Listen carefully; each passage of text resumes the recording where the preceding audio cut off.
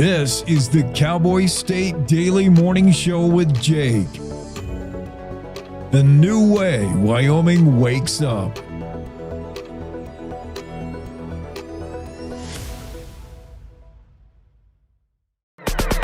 It's time to take a look at what's happening around Wyoming from the Cowboy State Daily News Center. I'm Reese Cowan, in for Mac Watson. Moments after lightning struck, Casper missionaries watched the Fish Creek fire explode to life and rushed 20 teen campers to safety. Cowboy State Daily's Colby Fedor reports that residents stayed behind to look after neighbors and livestock. As they were driving away, they said that they saw the mountain burning. The owner of Fish Creek Ranch nearby says that ranchers, if you know them, won't leave until they have to leave. So while most people were evacuating, he decided to stay to make sure everyone was okay, check on neighbors, check on people's livestock. And luckily, no injuries have been reported yet. As of Thursday afternoon, the Albany County Sheriff's Department said that the fire is now 50% contained. The area is still in a go evacuation mode, which means people need to be ready to leave at a moment's notice. As firefighters continue working to fully contain the Fish Creek fire, officials are asking the public to avoid the area so emergency crews can safely continue their work.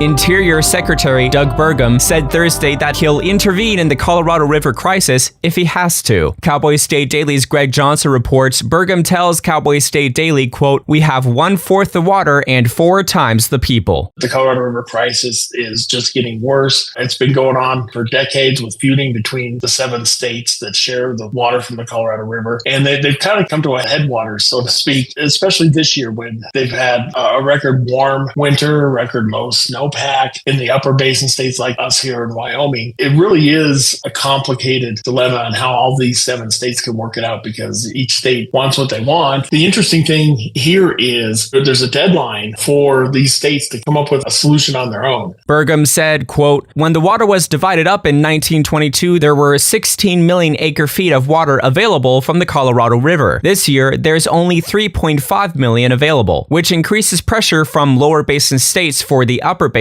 which includes Wyoming, to release more water." I'll be back with more news from the Cowboy State Daily News Center right after this. This spring and summer, everyone can do their part to keep motorcycles safe on the roads. Motorcyclists, be sure to wear high visibility gear, and drivers, look twice and save a life. This Safe Driver Update is from the Wyoming Department of Transportation. Development, whether from wind energy or gas, is a landowner's choice. Private property rights have shaped Wyoming for generations. It's the Wyoming way. More information can be found at poweringupwyoming.org. Cowboy State Daily News continues now. Teton County rancher Frank Chapman dropped out of the 10-candidate race for the Republican nomination in Wyoming's U.S. House race on Thursday. Cowboy State Daily's Claire McFarland reports that Chapman told Cowboy State Daily that there's too much clutter in that crowded race. There are 10 Republican candidates in this primary race. One of them will move on to the general, meaning a person with just a sliver over 10% could have won the primary and arguably the general in this red state. And so on Thursday morning, Frank Chapman announced that he's dropping out of the race. He has loaned himself about $1 million in the race. He had spent closer to around $600,000 as of July 1st. And he said, "This is cluttered. It's hard to get your message across in this field. And this doesn't seem like a good use of anyone's money." Chapman tells Cowboy State Daily he may run for office again if the people wish it. Skeletal human remains found in an abandoned building west of Cheyenne on Wednesday could take months to identify, investigators say. Cowboy State Daily's Colby Fedor reports that the discovery has renewed hope and fear among families of Wyoming's missing. So far, investigators say there are no signs of foul play. According to Desiree Tinoco, who founded Missing Persons of Wyoming, this news brings both shock and hope to families of missing people across the state and even across the nation. Tinoco, as well as Stacy Kester, the president of WyoFind Search, Rescue, and Recovery, both emphasized that it's important not to speculate, but both said the location immediately reminded them of Quinn Nash, a Laramie resident who went missing in 2024. He was known to ride his bicycle in the Happy Jack Road area. Tinoco said cases like this also remind people how many Wyoming disappearances remain unsolved, some dating back decades. She noted that many of those investigations locations are so old, the original investigators have retired or died. And that's today's news. Get your free digital subscription to Wyoming's only statewide newspaper by hitting the daily newsletter button on cowboystatedaily.com. I'm Reese Cowan, in for Mac Watson for Cowboy State Daily. For a Native American child living in poverty, opportunities are limited and filled with obstacles. Generational trauma, poverty, and a disconnect from their culture. These children are looking for a new direction, a chance at a better life for their families and communities. At St. Lebre Indian School, Native American children get that chance. I like that they try to keep us safe. I do feel safe here. My favorite thing about Lebre is how they incorporate our cultural values into our everyday education. St. Lebre is more than a school.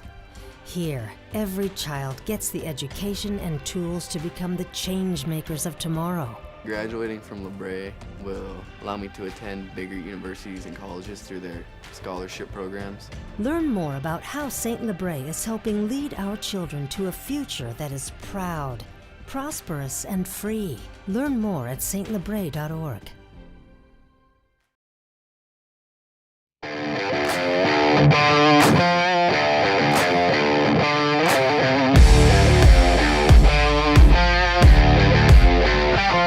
Good morning, Wyoming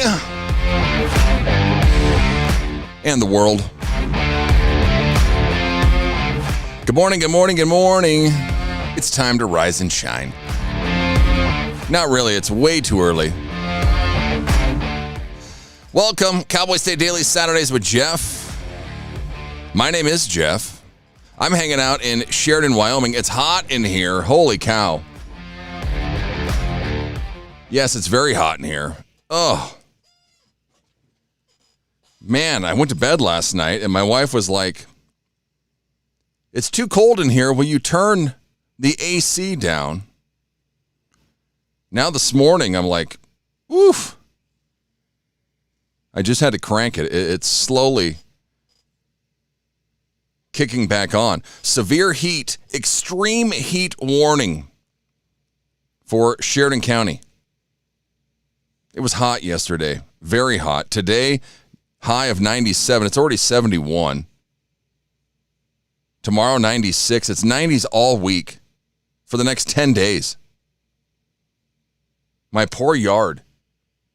We got some rain like Thursday, and now just scorching heat for the next 10 days. It's already 73 in Buffalo, 71 in Gillette, 61 in Laramie, 70 in Casper, 65 in Cheyenne. It's only 68 in Denver. It's hotter in Sheridan, Buffalo, and Gillette than Denver right now.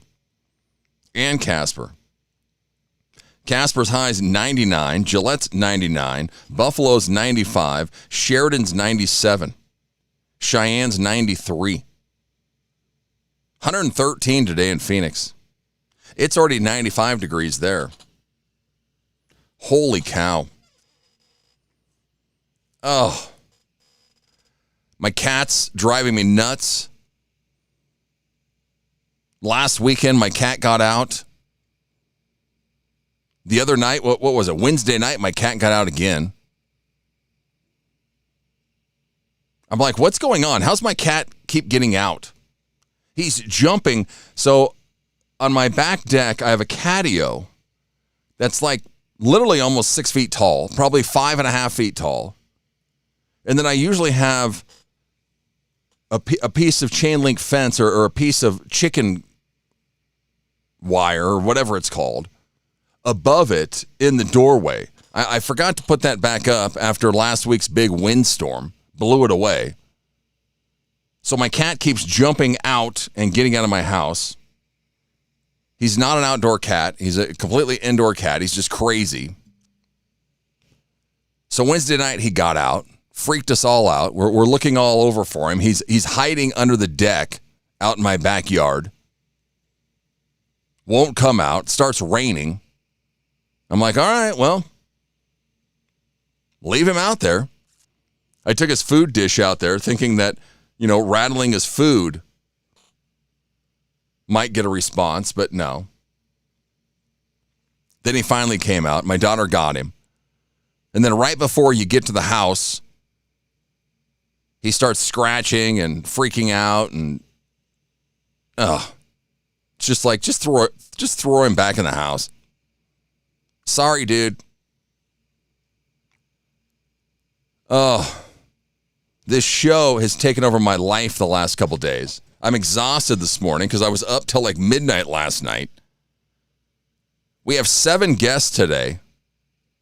Yeah, we have a jam-packed program. 4 of which booked in like the last 24 hours. So, I like to prepare. I like to research my guests.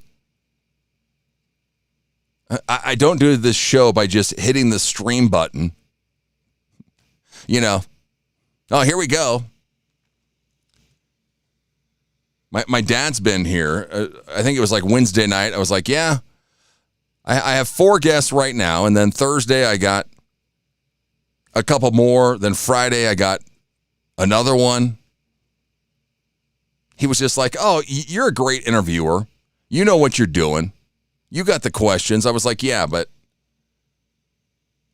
that's not the deal. I like to prepare. I like to research my guests. I like to know, something about them.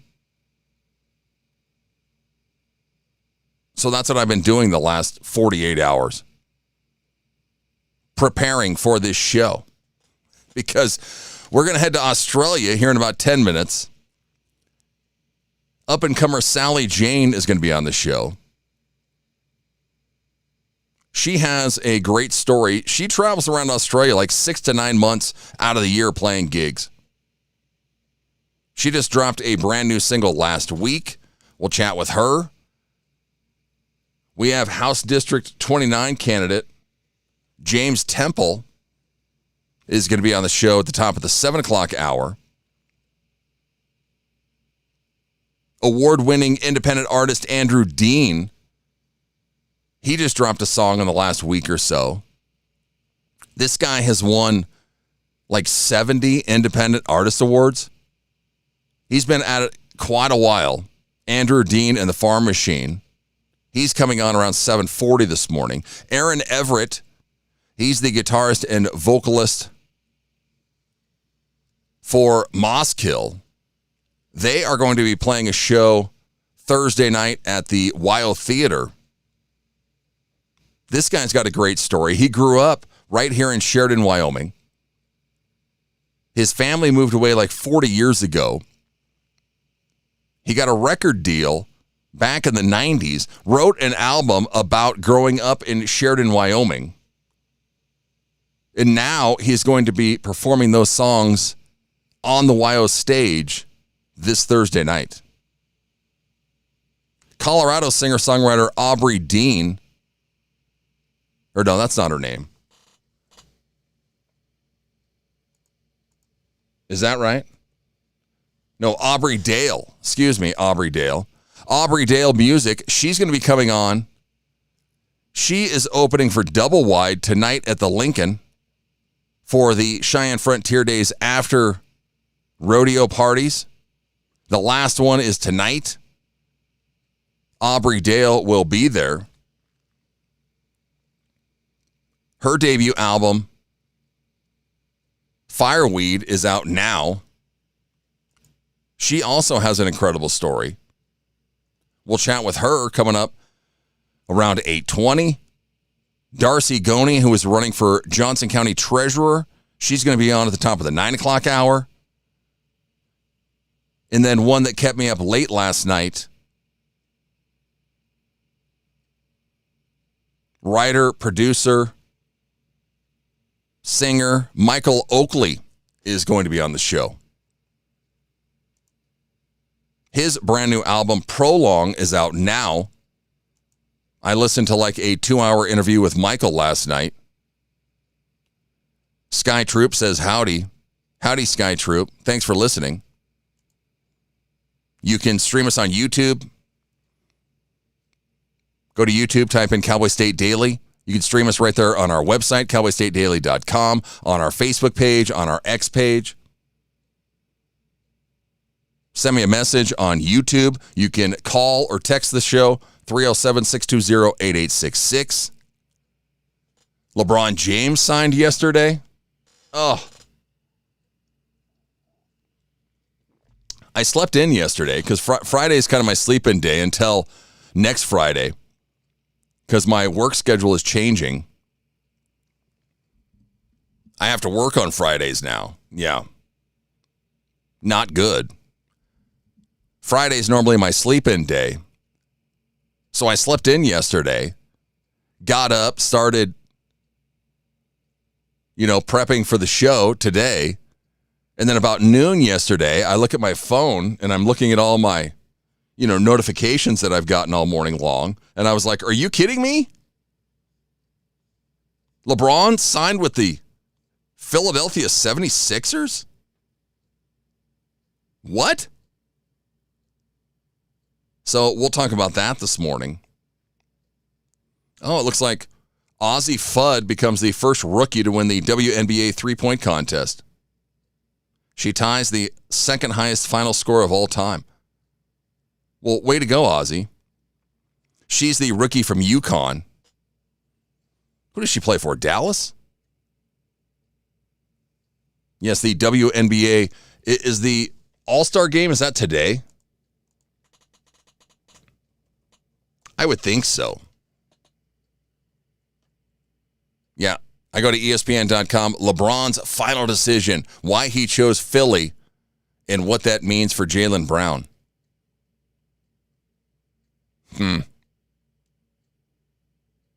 So we'll chat about that coming up around 7:20 this morning. WNBA All-Star grades, an A+ for Ozzie, who stood out, who struggled at All-Star Weekend. Ozzie scores a 30, becomes the first rookie to win the three-point contest. Yeah, she plays for Dallas.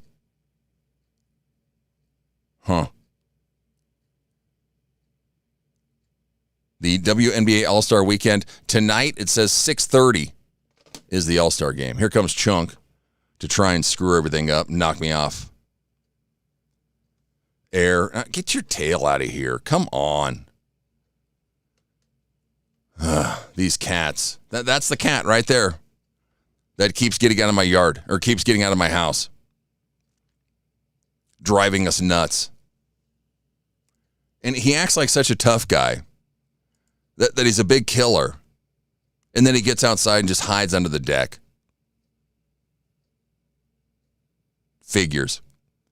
Yeah, Team Spoon against Team Co-op or Team Coop. What is that? Tonight, 6:30 on ABC. The WNBA All-Star game. It says a roster breakdown, snubs, MVP predictions, and what to watch in Chicago.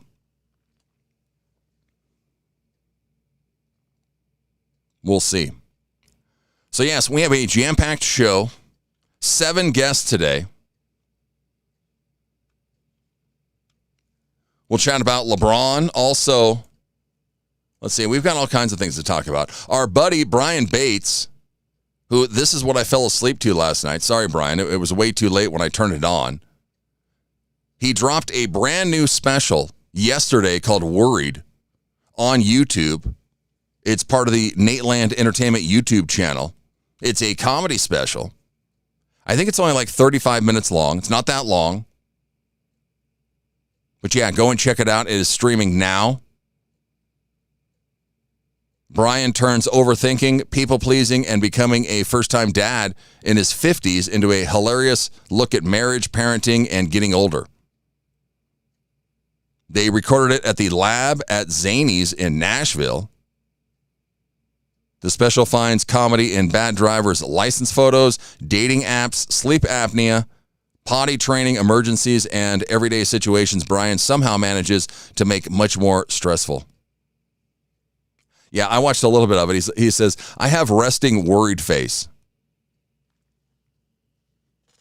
And he kind of does. When you're looking at him, you're like, well, I can see that.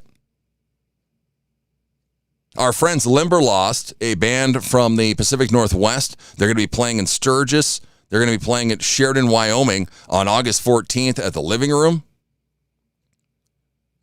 We'll talk about that.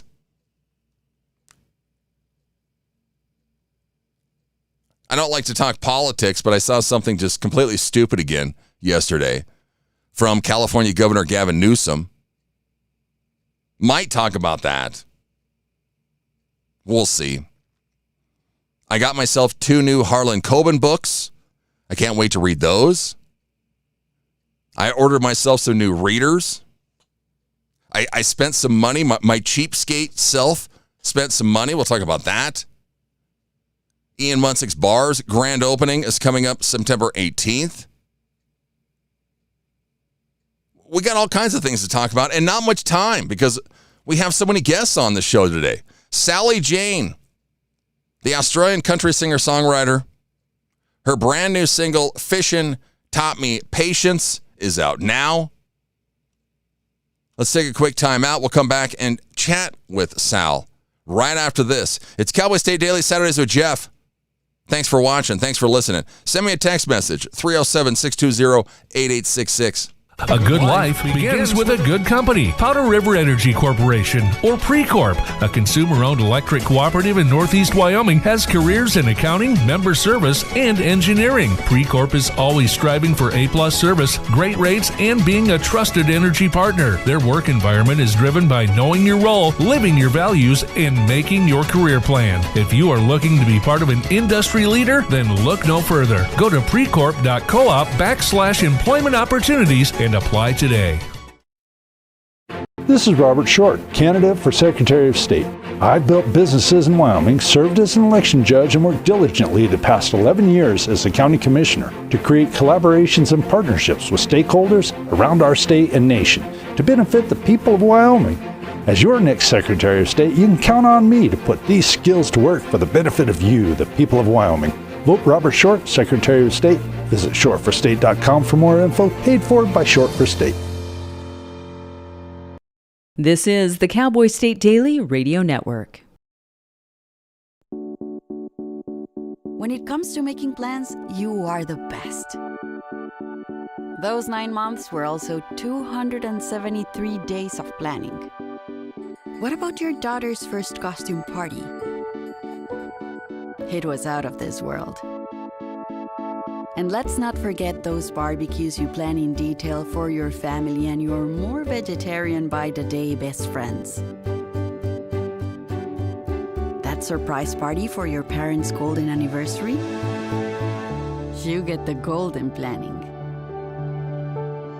The same way you plan each detail for those moments, start planning to protect you and your loved ones from a natural disaster.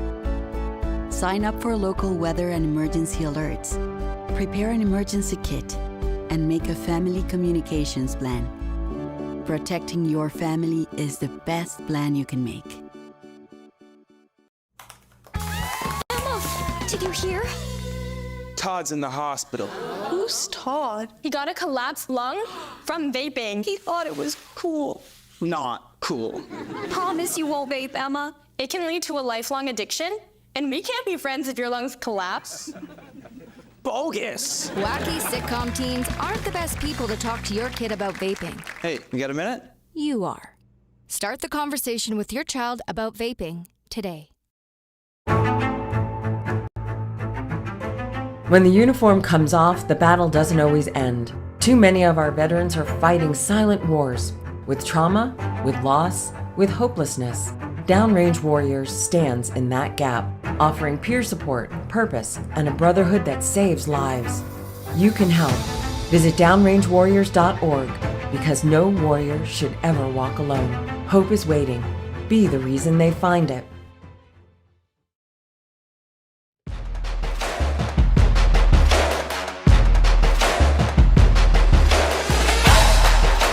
Welcome back. Cowboy State Daily Saturdays with Jeff right here on cowboystatedaily.com.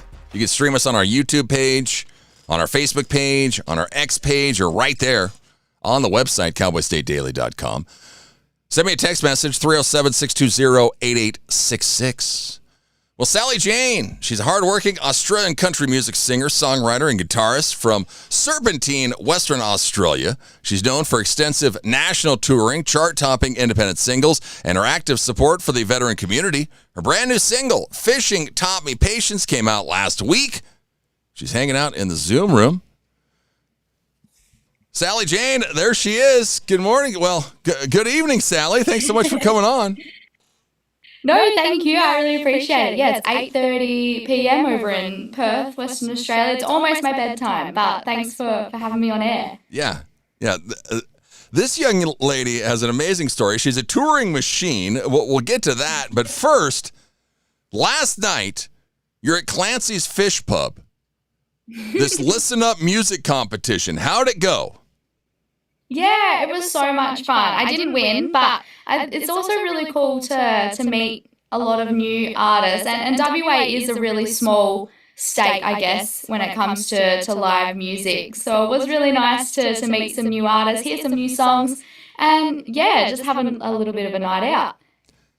Well, this was a little bit more than a little bit of night out. I mean, this was a songwriting prize, the Listen Up music. It's a vibrant community where songwriters share deeply personal stories.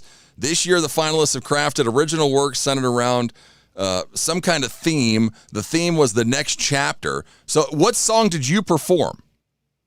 Yeah, I performed my second latest single that I released. I released one song last year. It's called 2 Feet.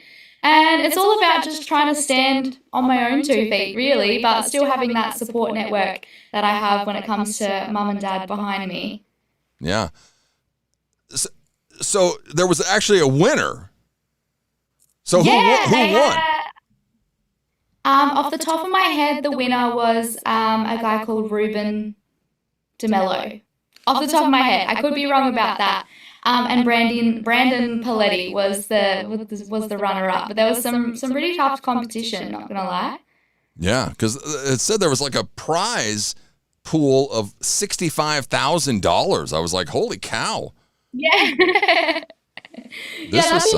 Yeah, that'd be nice. But yeah, and Bailey Perry, who we've had her on the show, was she there? Yeah, she was. Yeah, I've never actually seen her live before, so it was great to see her. She did an awesome song. Yeah, she's been at this for a while as well. I think I don't even know if she's 21 yet. I don't think so. She's still young, but so, yeah, incredible.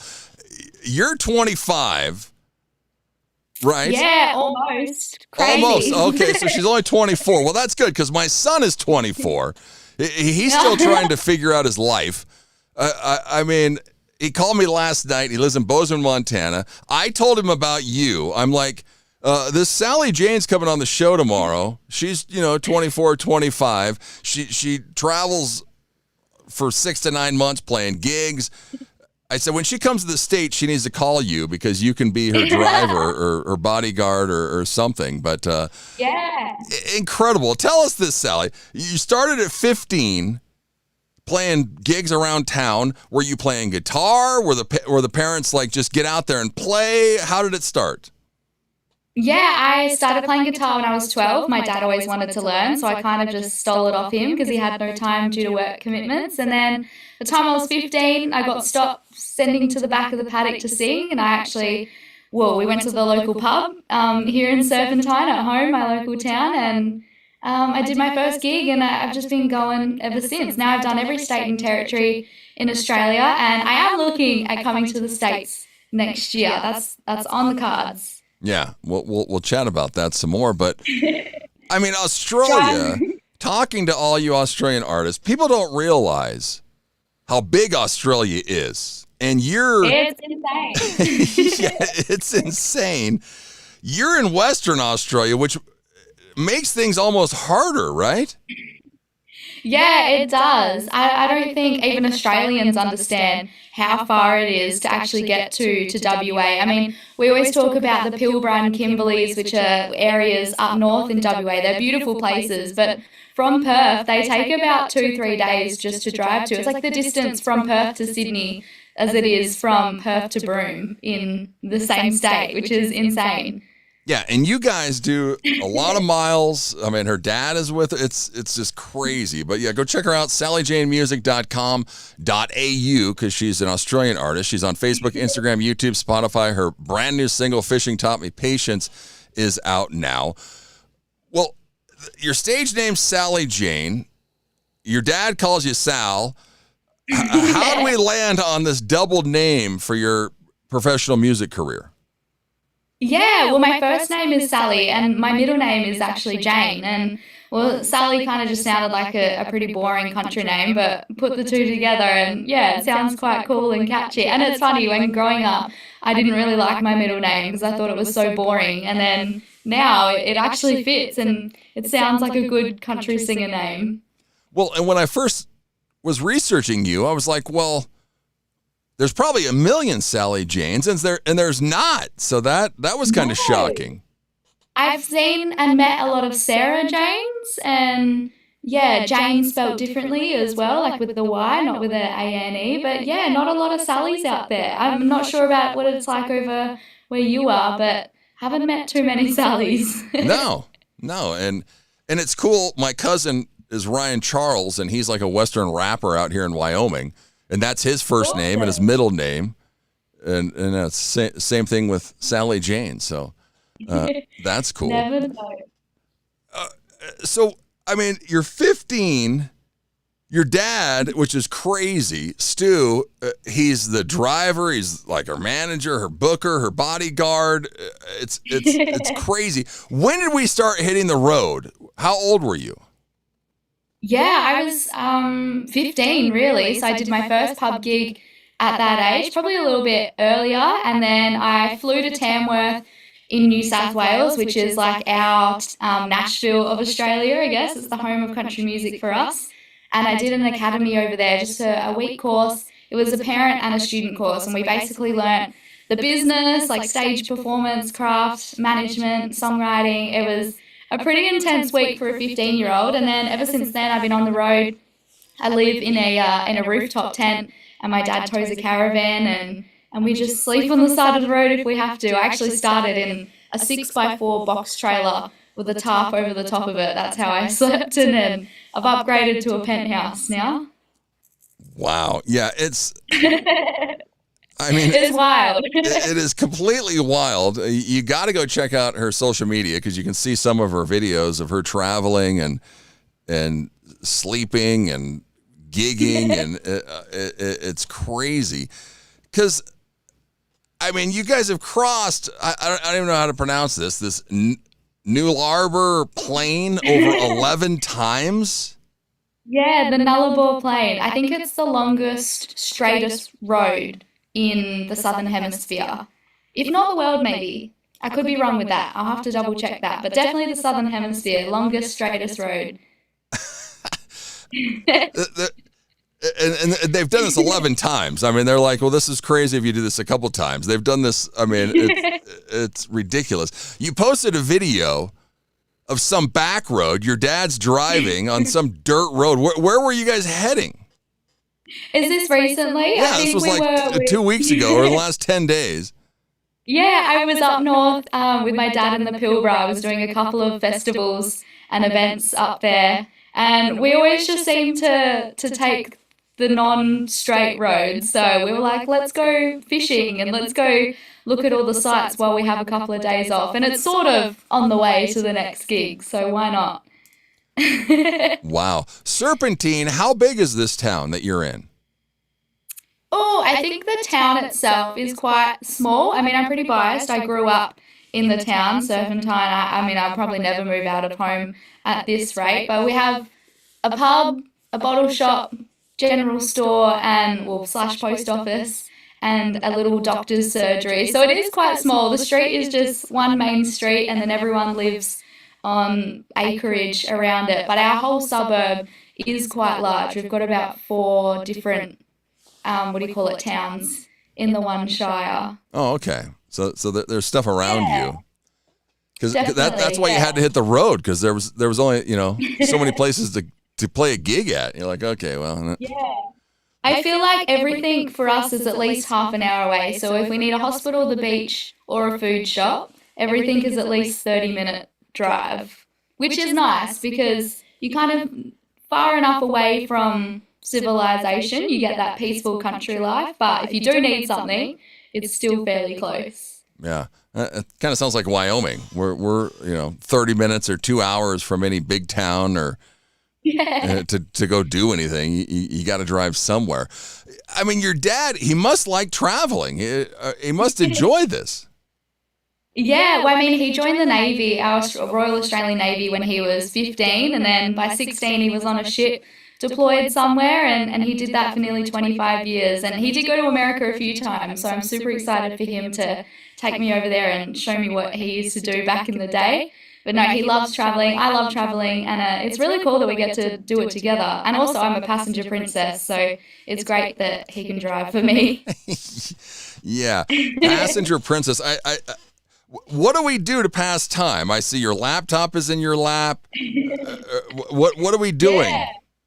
I do a lot of emailing. I'm actually studying at the moment too. I'm doing a diploma in marketing and communication, so I'm trying to catch up on that because I've been a bit slack. I do a lot of sleeping and a lot of talking. That's where we have our business meetings. Even though my dad has stepped back a lot and he's letting me take the reins a little bit. I'm running my own business with music, but we have all our business meetings in the front of the car and discuss our next steps and what we're good doing and when's the next fishing stop as well. Wow. Yeah, they have a lot of windshield time, so definitely it's crazy. I mean, you spent months on the road. You're playing local pubs, campsites, all over the place. What's the wildest crowds? What do we like playing to? Oh, I feel like it kind of depends on my mood. Typical female answer, but I do love playing the fun, rowdy kind of stages when people are singing the songs back to you and they're just having a really good time. But I also really love the really intimate, small venues where there's only a handful of people and I really get to concentrate on singing my own songs and telling my stories as well.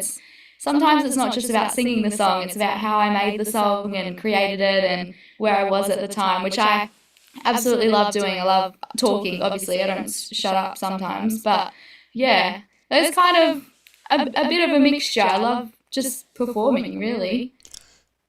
Because how do you do it? Because, I mean, you're touring around by yourself, but a lot of these pictures you're playing with a band. Is it the headliner's band? Who's the band? Yeah, I do have my own band, which I'm super excited to, hopefully take out on the road one day. It's a bit expensive at the moment, and we also can't fit them in the car. We only have a single cab ute. But no, sometimes I just jump up with the bands that are already there. I'm super stoked to have a lot of friends in the industry, both in WA and across Australia, and so many talented people. They really just, hey, do you want to come up and sing this song with us? And every opportunity I can, I will jump up and sing with them. It's so much fun.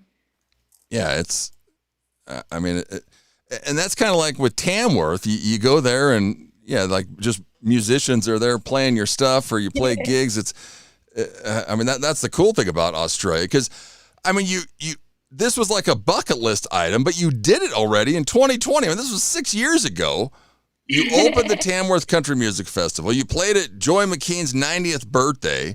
I mean, what's going through your mind? You weren't even 20 years old then. I know, it is scary. It's crazy how much I've achieved. And I love doing interviews like this where I get to look back and see what I have done, because I'm so tunnel vision focused on the future of everything that I want to still achieve and succeed at that I do forget what I have achieved already. And I mean, I have been doing music for nearly 10 years now, which does seem like a long time, but it's also quite a short time in the big scheme of things. So it is really cool to see how much that I have done on my own, really. I mean, I have my parents' support, but I haven't had a proper manager or a proper label or anything to help me. So it is really cool to say that I've done it. Yeah, it's incredible what you've done. Because Tamworth, I mean, that's like the bucket list. That's where we want to be. You've played it now probably 5 or 6 times. When you got the gig, you had to think, I mean, this is it. Or what were you thinking the first time you played Tamworth? Yeah, I was, I would have been 16, maybe 17 when I first went to Tamworth to perform at the festival, and now being nearly 25, or will be 25 when I go back there for my 7th time next year. It is kind of crazy to see how far I've come, and I walk through crowds and people are, oh, that's Sally Jane, and I'm like, you know me? Like, that's so cool. It's crazy. Oh, yeah, it's very cool. Because how many, I guess we see some of these artists that go to Tamworth, they play, 10 gigs or something because it's 10 days long or it's over a week. How many gigs are we playing at Tamworth now when we go there? You there all week? Yeah, we stay all week. We camp on the Sport Oval. They open that up and let all the caravans in, which is really nice of them. I know when I first started going to Tamworth, I was like, right, I'm going to do as much as possible. Going to be here, there, and everywhere. So I'm probably doing 3 to 4, at least 30, 45-minute performances a day, which is insane running across town. So now I try and stick to 1, maybe 2 a day. Yeah. 1 or 2 is enough. We don't need to be playing 3 or 4 gigs at Tamworth. Go check Sally out. She's at sallyjanemusic.com.au. She's on Facebook, Instagram, YouTube, Spotify. Her brand new single, Fishing Taught Me Patience, is out now. Let's take a quick time out. We'll come back. We'll talk about the single. We'll talk about her songwriting. I think she's got a bunch of songs in the can. She's got a bunch of sponsorships, one that'll make you very jealous here in Wyoming. So we'll chat with Sally about that. Stay with us. Sally Jane's coming up. More with Sally right here on Cowboy State Daily, Saturdays with Jeff right here on cowboystatedaily.com. So how's that boosted social media post working out for you? Oh, you mean the one my mom liked twice? Brutal. You know what does get attention in Wyoming? Cowboy State Daily Radio. With Cowboy State Daily Radio, your business gets real statewide exposure through interviews, sponsorships, and advertising people actually remember. Because nobody wakes up excited to see another banner ad, but they will remember hearing your business on Cowboy State Daily Radio. Advertise with Cowboy State Daily Radio today. Contact me, Piper Fenimore, at piper@cowboystatedaily.com. You're listening to the Cowboy State Daily Radio Network.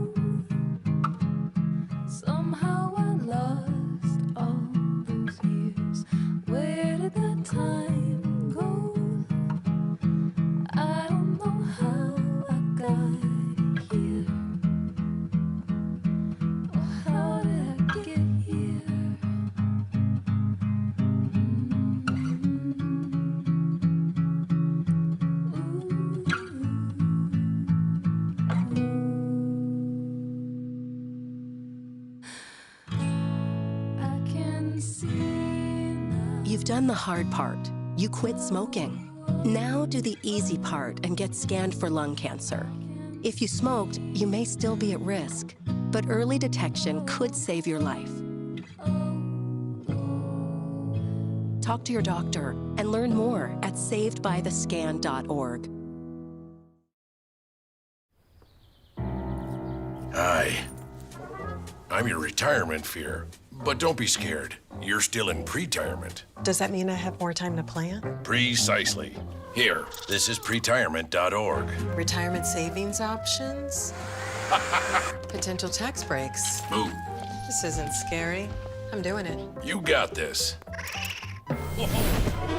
Visit thisispretirement.org for free resources to help you customize your action plan.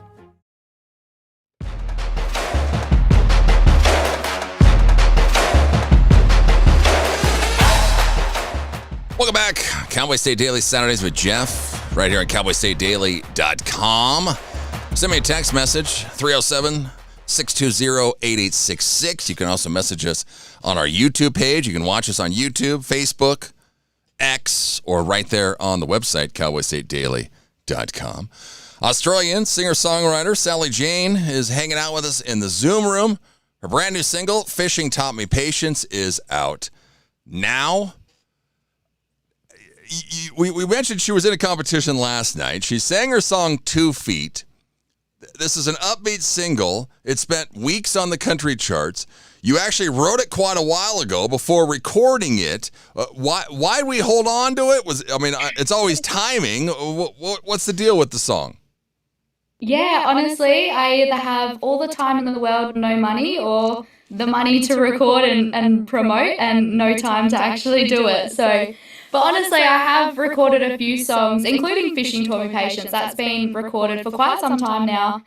And I wouldn't say I had like a mental breakdown or anything, but I genuinely I didn't know if people wanted to hear my music. I mean, I think my expectations are too high. Let me just say that at the very start. My expectations are very high, and I just wasn't meeting those expectations. So I did take a little bit of a break when it comes to releasing music. I kind of just wanted to be sure with myself, and I was like, well, if I like these songs and I love what my producer's done and all the guys that have worked on it, then I'll just put it in the world, and if I'm the only one that listens to the songs, then at least I'm happy. And I had to have that realization first before I release new music again. Interesting. So, what was the dilemma? I mean, what was going on? Yeah, I think there's so many great artists, and it's just hard to sort of like, where do I fit in when it comes to country music, and kind of what genre am I going down as well. I think I like so many different artists and so many different sounds. I really struggle to find what my sound is, and I was chatting to my producer the other day, and he was like, let's just make the songs and see how they sound, and if they all sound totally different to each other, then that's okay. It's all about the song and the music and what I like. And yeah, he's a great producer, Mark Donohoe, if you ever listen to some of his stuff. So yeah, he's awesome, and he's really given me the confidence to start releasing again. That's, yeah. I wonder, is that because, maybe because you're on the road so much and playing cover songs or reading the crowds? What goes over, what doesn't? I mean, it's different all the time. Where's your road in that? Yeah, it's... For sure. I'm not sure about what it's like over where you are, but I know in Australia it is really hard to release original music. I feel like as Australians, we don't really care about our own industry and our own people unless they become famous. And I'm super guilty of it as well, but there are so many great American artists that I listen to. I forget to support the Aussies sometimes, but yeah, and we also do have a tall poppy syndrome culture over here. If someone's doing well, we do tend to cut one another down, unfortunately, which I hope that I can be a bit of a guiding light and try and change that a little bit. Not an influencer, but I hope that I can influence some kindness and positivity in the world. But yeah, it's also really scary releasing new music, because it's kind of like your child that you're just letting go into the world. I don't have children myself, so maybe that's why I'm so conscious of releasing music. Well, yeah, and to wonder what the response is going to be. Are people going to like it? Are they not going to like it? Where do I stand here? And I mean, interviewing a lot of Australian artists, there's a lot of them are going back to the traditional side. So yeah, it's probably a dilemma. Do we do more traditional? Do we do more poppy and more newer stuff? Where do we sit? Yeah. In Australia, they love talking about Australia. Do we do songs about the country? Do we not? Yeah, it's a fine line, or lot to decide, or a lot to figure out. Because I mean, you're probably sitting on a bunch of music. I am. It's so bad. I have 2 songs that are ready to go. They're fully recorded, mastered, you name it. They just need to do the marketing promo stuff for it, and they've been recorded for like 6 months. So I am ready to release new music, and I've also been in the studio quite a lot over the last 2 months. So I am working towards a debut album. That is the plan for 2027. Whether I end up releasing it in stages or just dropping the whole thing at one random date, but yeah, I'm definitely getting there. So I have at least 10 songs that are in the works currently as we speak. Wow. Yeah. It's a single world. Keep doing singles and then drop them all or see what happens. Well, like, ain't afraid of dirt. I mean, you're not afraid of dirt. I mean, this is like your song. I mean, you're out on the road all the time. You can't be afraid of dirt.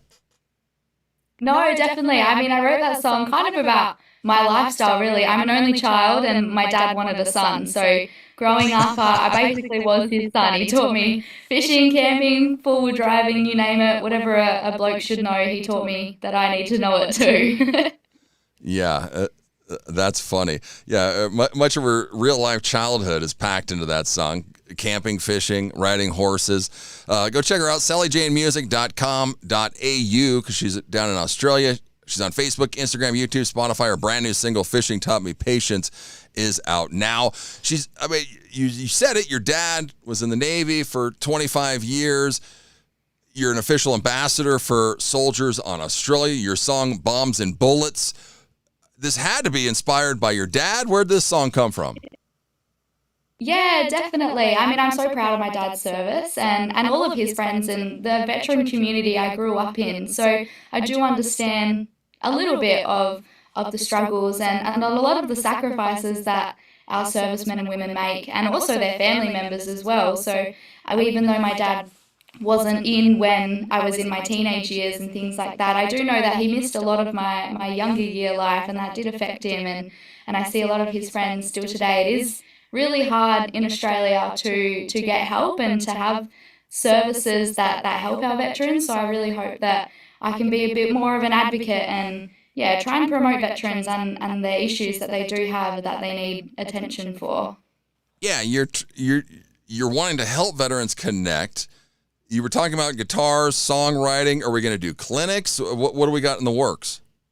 Yeah, as an ambassador for Soldier On, which is a nationwide charity here in Australia, I do hope that I can have a bit more of a focus in WA. They haven't had that much as of late, but I do hope to bring more awareness to Soldier On in Western Australia. And I am going to start doing guitar and songwriting workshops. It's for the mental health, without saying it's for mental health. It's just a catch up, learn how to write a song if it's something you've never done before, learn the basic chords and go out on your own, and also just a catch up with friends. I think that's the biggest reason why I keep touring is because we do stop in and see a lot of my dad's veteran mates and the people that he served with. And while most of them are doing all right and they're doing okay, it is all nice to check in on them. And they may not have spoken up about something that they're struggling with. And then with that, we meet their friends that Dad hasn't met before. And we just sort of keep expanding that veteran community that I've grown up in, which is really cool.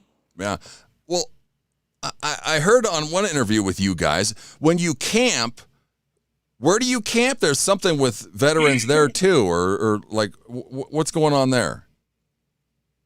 Yeah, we've camped at a few veteran retreats that we have here. They're all across Australia. They are slowly closing just due to funding and volunteers and things like that, unfortunately. But yeah, there's a lot of veteran retreats and camps all across that we like to just drop in and pay the donation fee to stay, and if there's people there, try and sing them a song and promote Bombs and Bullets, which promotes the welfare of veterans and their family members.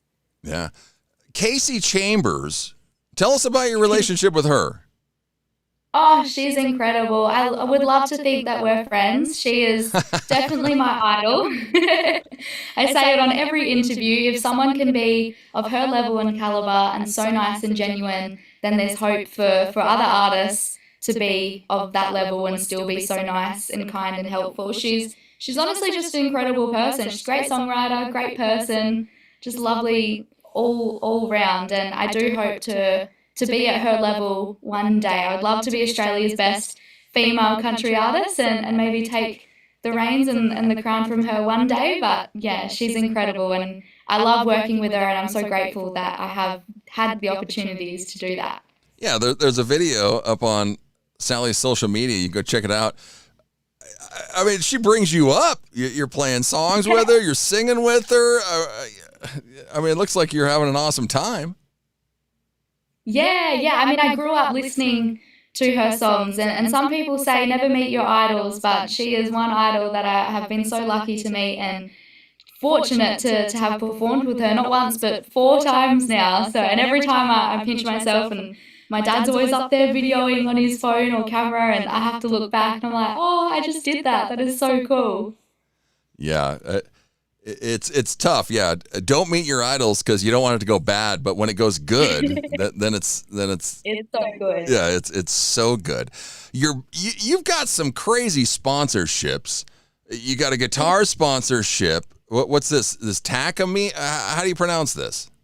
Yeah, Takamine. Takamine guitars. Yeah, they're a handmade guitar in Japan. Very stoked that Pro Music Australia, the distributor for them in Australia, reached out to me a few years ago now. I thought it was a scam, so I just deleted the email, and a year later they reached out again, was like, hey, wondering if you still want to be sponsored. And I was like, what do you mean? Yeah, what are you talking about? I didn't ask about it. That's what's crazy, because Sally, she's got these sponsorships, but yeah, you've never asked anybody for a sponsorship. These sponsors are coming at you. Yeah, it's super cool. And the people that are reaching out to me to ask if I want to be sponsored by them, they're so family friendly orientated. They're so lovely, which I think is my whole brand as well. Just nice family, kindness, and yeah, I absolutely love working with all of my sponsors. They're so nice, and I'm very grateful to have had them, and grateful to have never asked for a sponsorship, which is really cool. Yeah, you'd make a lot of people jealous around here, because if you go look at some of her social media, Wrangler, which I didn't realize Wrangler was this huge in Australia. They're sending her purses. She's decked out in Wrangler clothes. I mean, this is something. Do you tell them? How does this relationship work? Do they just send you stuff? What's going on here? Yeah, it's crazy. They just, especially their new bag collection, which has gone absolutely viral all across the world. They send me a couple before they come out, and they're like, "Do you like it? Feel free to use it, wear it, whatever you want." And then their catalogs that they have for each season, I get to choose a few items from each catalog, which is really cool. I grew up wearing the stuff. In fact, most of the stuff that I grew up wearing from them were hand-me-downs, because we couldn't afford to buy Wrangler jeans and things like that, and to now be sponsored by them. They're such an iconic brand, and Thomas Cook over here in Australia, the distributors for them here, they're, again, so family-friendly. We see them every time we go to Melbourne on our way home from Tamworth. We do like the 1,000 kilometre detour to drop in and go see them, and they're just a big family, and yeah, they don't feel like sponsors. They really do just feel like family. Yeah, it's incredible. Go check out her social media, sallyjanemusic.com.au. She's on Facebook, Instagram, YouTube, Spotify. Her brand new single, Fishing Taught Me Patience, just came out last week. Let's talk about the song real fast before we run out of time. But I love this because there's videos. You're actually fishing. I mean, where do we like fishing, Sally? Creeks, lakes, anywhere, what? Yeah, to be honest, I'm more of a beach kind of gal, which I know doesn't really fit with the country vibe, but I do love the beach. We have a boat here at home, and even though we don't use it as much as we should, I love going out in the boat and trying to catch a fish. My goal is to go back to the Northern Territory, and I want to catch a barramundi, which is like iconic thing to do up there. It's a huge fish. But no, I've been fishing since, probably before I could even walk, to be honest, and talk. I love being outdoors, and it's therapeutic, to be honest, even if you don't catch the fish. Yeah. No, it's just to be out there. Because, I mean, are you actually a patient person? What do we learn on the water here fishing? I am probably the least patient person that you've ever met. I have absolutely none whatsoever, which is, yeah, kind of ironic that I wrote a song about trying to slow down and be patient, because my life is just a constant go, go, go. I'm always looking for that next thing. What am I going to do next? What am I going to do? I have my life planned at least 6 months in advance, which is, yeah, probably not the normal thing to do, but I'm learning to slow down and go with the flow. Yeah. Well, we got like a minute to go here. It's 100 degrees over here. She's in a coat. What's going on right now? Is it winter, or are we hitting the road? Are we staying home for a while? What's going on? No, staying home for a little bit, just doing local gigs around Western Australia before I head back over east at the end of the year go back to Tamworth. But we're in the middle of winter at the moment, so it's it's freezing. Anything under 25 degrees Celsius, I'm not sure what that is for you guys over there. Anything under that, it's too cold for me. Yeah, she's staying in. The States, are we coming to the States? What's happening?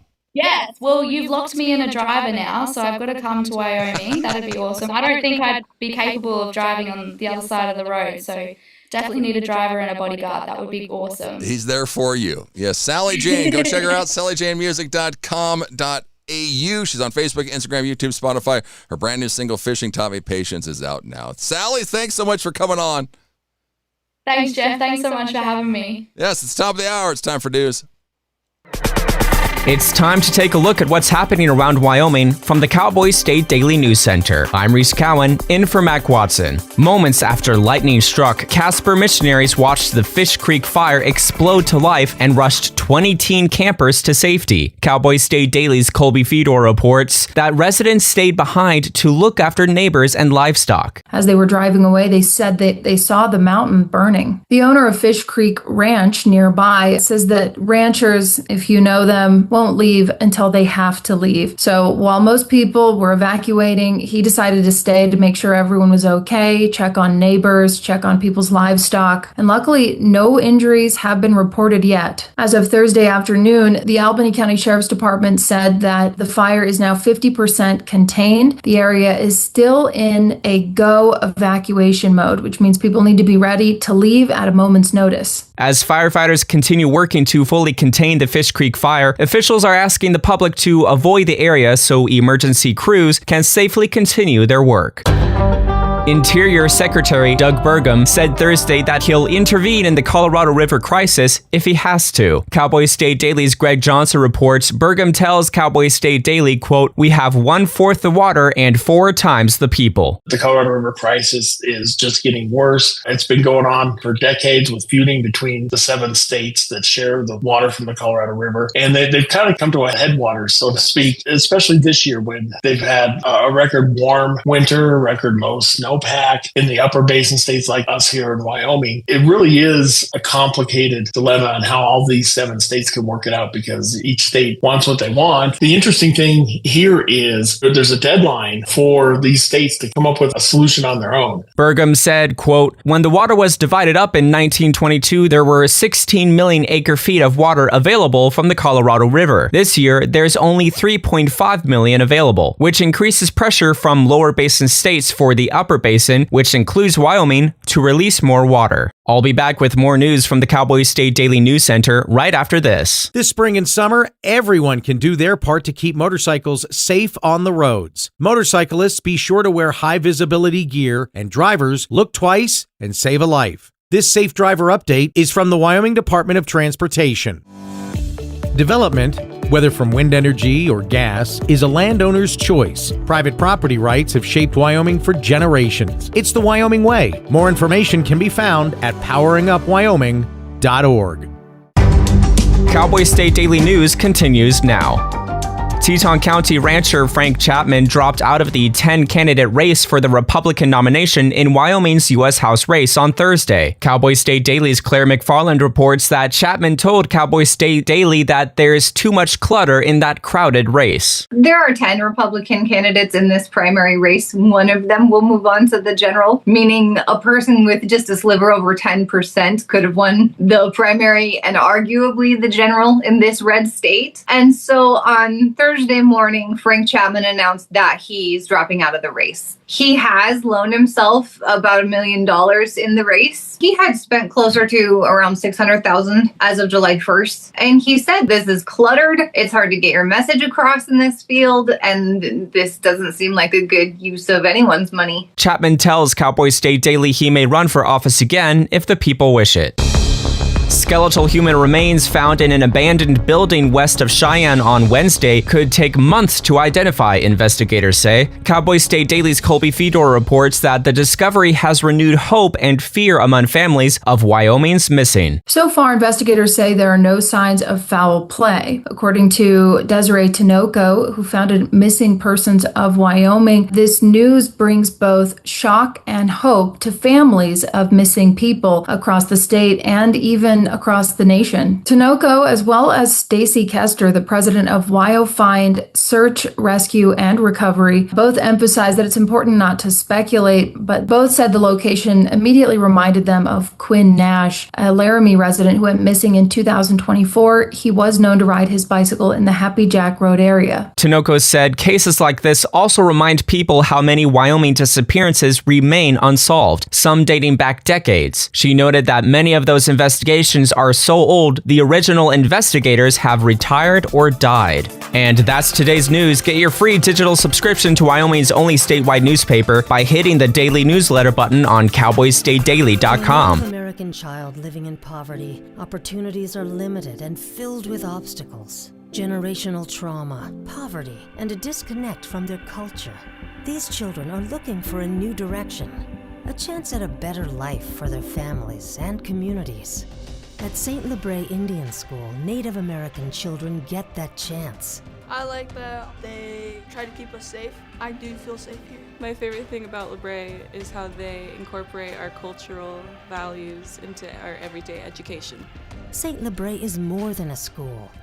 Here, every child gets the education and tools to become the change makers of tomorrow. Graduating from Lebre will allow me to attend bigger universities and colleges through their scholarship programs. Learn more about how St. Lebre is helping lead our children to a future that is proud, prosperous, and free. Learn more at stlebre.org.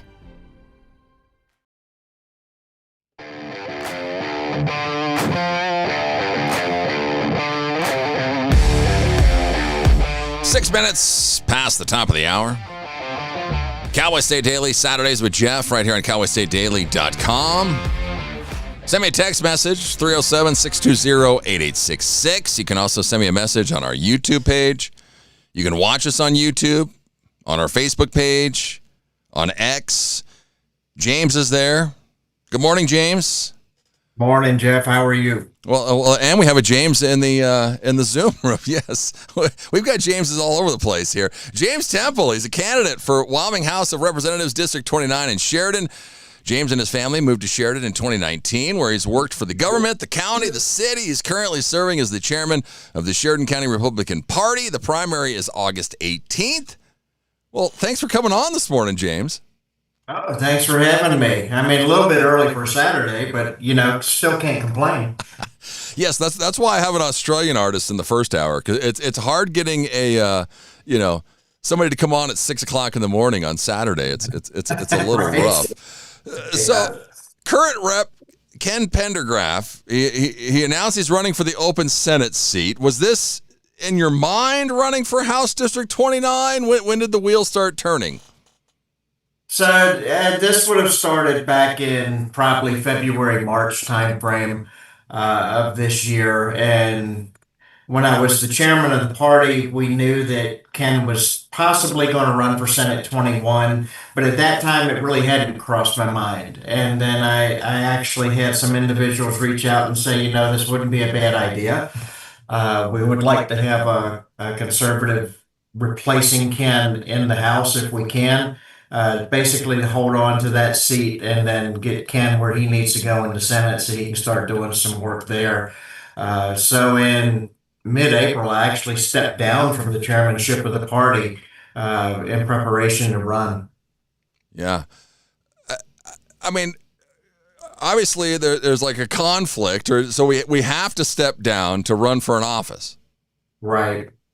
Yeah. Well, we don't have to. I mean, the prior chair had, I think, run for state office 4 separate times, and he stepped back from the position and let his vice chair do the work.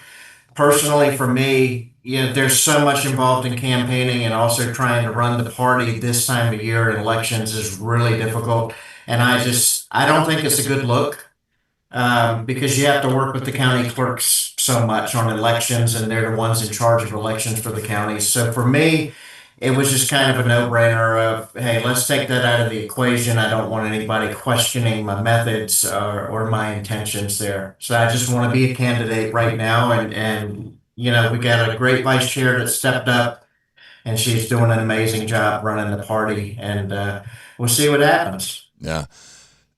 you had a little snafu a couple of weeks ago. You sent out a campaign flyer. What happened here? The color's off. It's flipped backwards. Yeah, right. Yeah, exactly. So when we proofed it, the colors were great.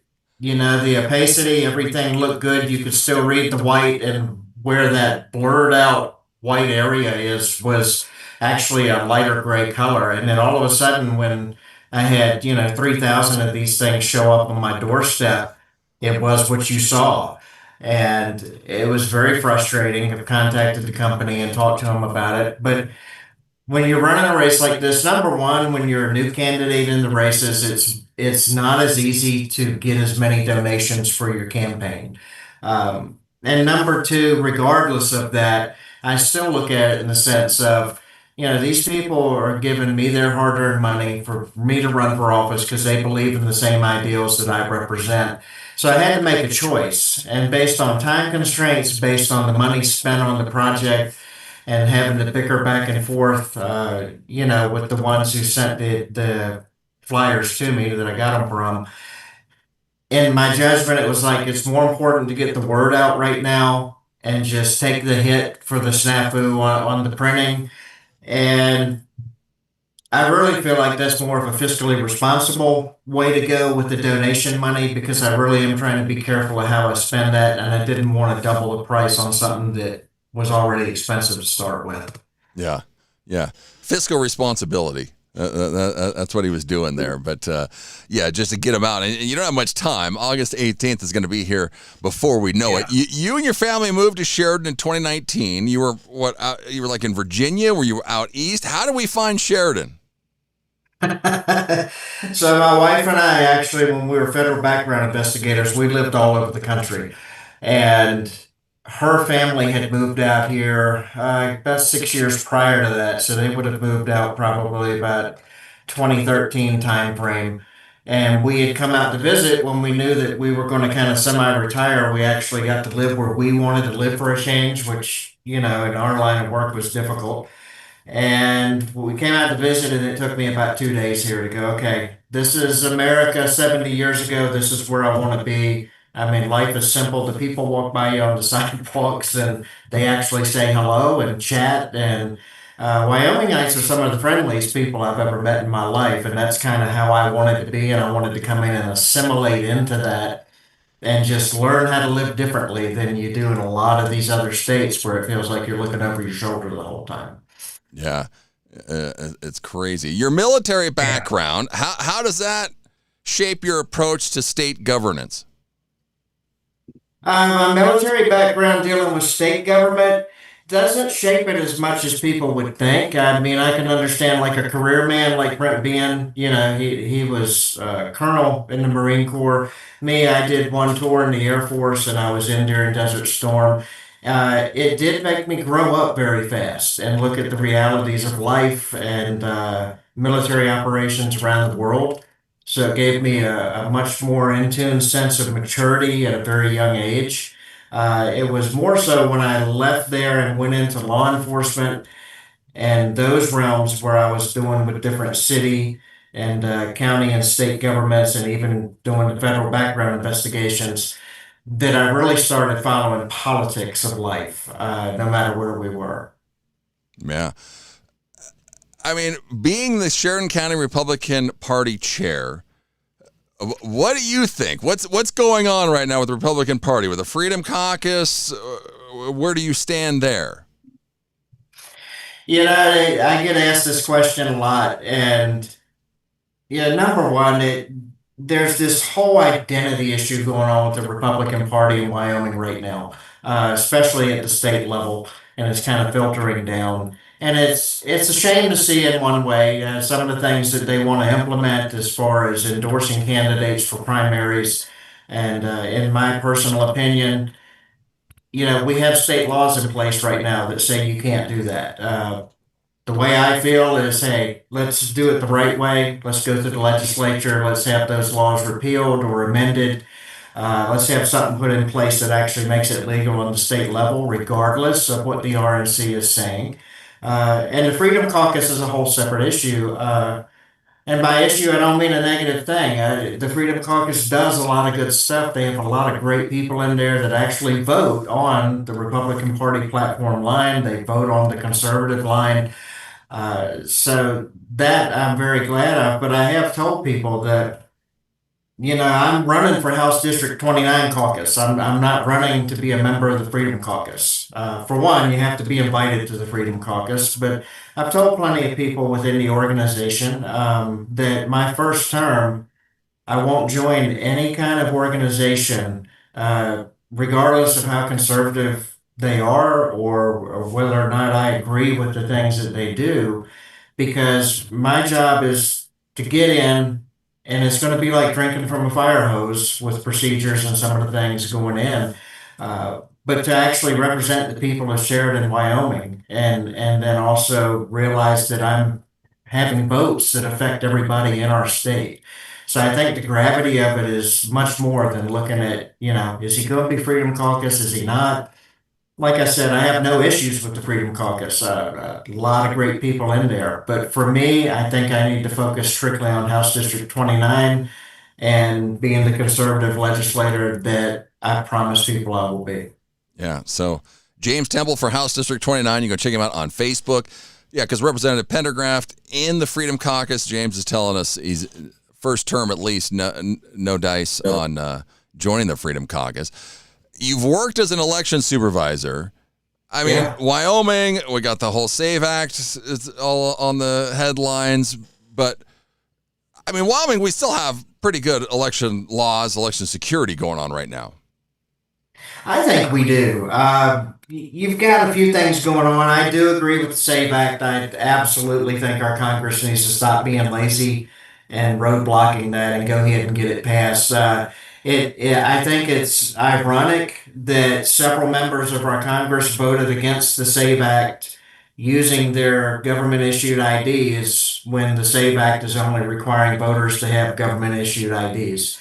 The irony there, you can't make that stuff up. In Wyoming, I believe that Chuck Gray has done a great job at adding to security in our elections. I've worked with his office extensively when I was the elections director for Sheridan County and gotten to know the men and women over there, and they really do care about what they're doing.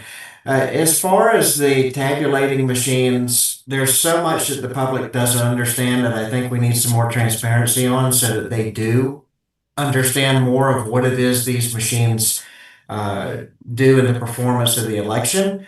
But I think overall our procedures are really good, but there's always room for improvement. One of the problems is some of the election code was written so long ago when we first started using machines that we haven't updated a lot of procedures and really nailed down some continuity across the counties. So things I'd like to see, absolutely SAVE Act federally, I agree with. Any kind of ID regulations we can come up with for Wyoming, which we've had since 2011, is the federally approved IDs, which is what most people in the state use to vote with. But I would like to see more continuity in the actual paperwork and the housekeeping and the record keeping in the individual counties, not at the state level. I think the state's doing great, but the county clerks, they seem to have their own way of doing things depending on which county you go to. And I feel like we would be much better off if we could have a uniform system in the elections where if I went to Goshen County, they're using the same forms and paperwork that we use in Sheridan or in Park County. So I think uniformity is something we need to bring more into the picture just for the overall security of them. Yeah, I thought that was kind of weird when I was researching you, that with the different counties kind of have their own say, because with the ballot boxes, which that's a whole different story here, James, but Sheridan wasn't using it. Some counties are still using them. What's going on with this? Yeah, ballot boxes are something I've never been in agreement with. And in Sheridan, we don't have ballot boxes. I know Fremont County has multiple ballot boxes for the purpose of elections. But in Sheridan, outside of the courthouse, they actually have a drop box, and it's technically for county business. So if people want to drop off their, tax payments, any payments to the courts, anything they need to pay to the assessor's office, they can just drop it in the box and not have to go in the courthouse, and that's great. The problem is human nature is in an election season with absentee ballots going on. Inevitably, you will have people drop those ballots into a box they're not intended for. And so I solved that problem in 2024 just very simply. I went to the county clerk and I said, hey, we need to take this out of the equation because Chuck Gray saw it the way I did, is we don't need ballot boxes. They're just an extra security risk we do not need to deal with right now. And, I, of course, and a few other individuals in the state felt that way. So I went to my clerk and I said, let's write a policy that says we have to remove our actual county drop box the day prior to early voting starting, and that we can't replace it for public use until the day after each election. And of course, she saw the wisdom in that. She signed off on it. And so we didn't have even the normal mailing drop box out there for our election. But personally, with the quality of the video that you see, and people say, well, it's under security camera. But I've seen security cameras that film these things, and you're looking at the back of the person's head the whole time they're standing in front of the drop box. Yeah. And they're not the quality of video that you're going to get from, the FBI, U.S. Marshals, Secret Service, people that I've had the pleasure of working with over the years. So there's still a huge security risk. And I think that absentee ballots in early voting are actually a risk. For me personally, I think absentees should only be used for those individuals that are in the military or not going to be in the state, or truly indigent people like in your nursing homes and facilities like that, or folks that they may be home-ridden and they can't get out. But I don't believe that just anybody should be able to call up because they don't feel like going to the polling stations on election day and get this ballot sent out through the mail and then have to mail it back. I think you're just adding to possible issues there in your election security. Yeah. We're chatting with James Temple. Go check him out, James Temple for House District 29. He's on Facebook. You describe yourself as a true constitutional conservative. What does that mean when voting for state budgets? So for me, I believe in lower taxes for all. It's the old soapbox of, hey, can we stop being killed on these taxes? Even in the U.S. Constitution, if you look at the national level and how many things we pay out and how many organizations we actually fund by government, it wasn't intended to be that way. There were actually only 4 categories of things that the government was supposed to provide under the U.S. Constitution. And of course, now those have scattered and spread out to so many, I don't think we can really count them. Government's role is to provide for our defense and for our basic needs such as roads, infrastructure, emergency personnel, those kind of things. So our essential needs provided by government, we have more than enough to cover, and we have excess right now. So it concerns me when I see these go into possibly pet projects. It concerns me when I see people trying to do programs that cost millions that are copying other programs. And I think we need to trim the fat on the budget. And that's one thing that Representative Pendergraft and Representative Bear have both done a great job on in appropriations, is trying to trim that fat down without stripping everything down to a skeleton. I think they've been very fair in their appropriations work, and that entire committee's worked very hard. But yes, I am a low taxes guy. It's not the main source of revenue for our state. We have so many other revenue streams that make so much more than what our property taxes do. I think we can still go lower on the overall property tax.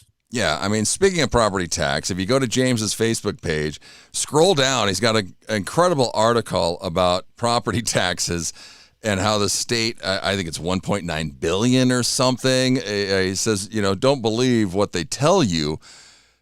It's crazy. So where do we stand on these property taxes? Well, the numbers, and I don't have access to that article right now. I don't have it memorized, but the numbers in general, basically off of what we have in so-called reserves, Now, truly, it's not all reserves. We have so much that is actually earmarked for state pensions and retirements. We have other things that are earmarked that are part of our Constitution. We can't change. We need to fund them. We need to continue to fund them in the right way. But just on the reserve amount alone, the interest that's made on this money far exceeds what we actually bring in property tax a year, which makes me question, why are we paying property tax at all? Now, granted, some property tax is good. I think we need to reform it across the board. We have the ballot measure coming up this year for the 50% reduction. Well, just in Sheridan, if I look at the numbers in Sheridan from 2019 all the way until this year, our property taxes have gone up 74%. Yeah, that's insane. In that span. And so when everybody got the 25% last year, well, they were still paying almost 50% more than what they should be. And if they get to 50% this year, they'll still be paying almost 25% more than what they still should be. So it's a smoke and mirrors game. It's, well, we'll give you this to pacify you. And don't get me wrong. I mean, I want the break. Everybody should vote yes for the 50%. That's something that's good, that's keeping money in people's pockets. But it's a Ponzi scheme. It's not what it appears to be. You're still playing the shell game of, we're going to give you 50%, but we're still making 25% more than where we should be right now. Yeah, it's crazy. Go and check him out. He's on Facebook, James Temple for House District 29. He's got all of his stuff on there. You can see the flyer with the actual colors right there on his Facebook page. Well, James, thanks so much for coming on. Good luck to you. Everybody get out August 18th and vote. Thank you, Jeff. I appreciate the time. Yes. More on Cowboy State Daily Saturdays with Jeff right after this. This is Robert Short, candidate for Secretary of State. I've built businesses in Wyoming, served as an election judge, and worked diligently the past 11 years as a county commissioner to create collaborations and partnerships with stakeholders around our state and nation to benefit the people of Wyoming. As your next Secretary of State, you can count on me to put these skills to work for the benefit of you, the people of Wyoming. Vote Robert Short, Secretary of State. Visit shortforstate.com for more info, paid for by Short for State. It's a great time to live in Wyoming. Just one of the exciting developments in our state is the resurgence of energy. Wyoming is America's energy breadbasket. Cowboy State Daily has a team of reporters that not only give you the facts, but the perspective and state as well as global analysis that is so important in understanding this pivotal time in Wyoming's history. Count on Cowboy State Daily for the news and perspective you need at cowboystatedaily.com.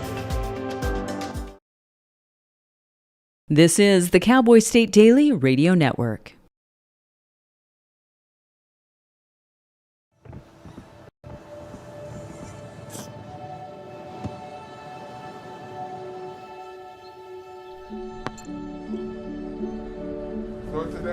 I don't remember how it started.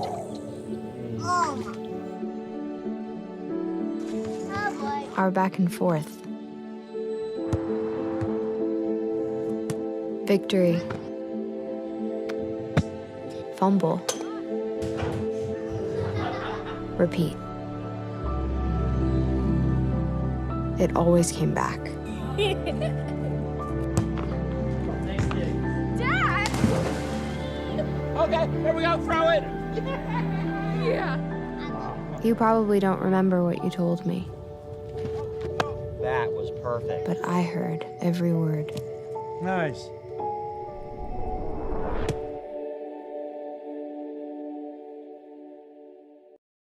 Hi, I'm Ryan Blaney, a third-generation race car driver, and we dedicate a lot of our time to going as fast as possible. My grandpa Lou is the reason why my dad and I started racing, and I'm really proud to follow in his tracks. But when my grandpa was diagnosed with Alzheimer's, it was a very unexpected bump in the road for us. I've learned a lot on this journey with my grandpa Lou, and the memories of my grandpa will always be with me.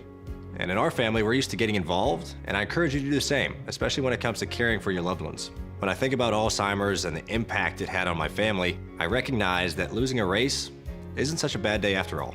It's important to notice if older family members are acting differently, experiencing problems with their memory, or having trouble with routine tasks.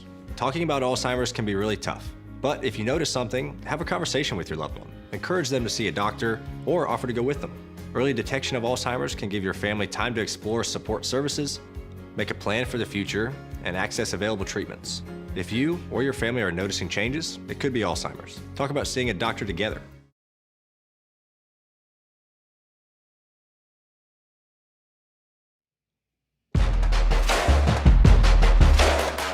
We're back. We're back. Yes, we're back. 7:29 on your Saturday, July 25th. Cowboy State Daily Saturdays with Jeff. Hanging out in Sheridan, Wyoming. Where are you at? Send me a text message, 307-620-8866. We have like 10 minutes here, just me and you. Hey, Jeff, happy Saturday.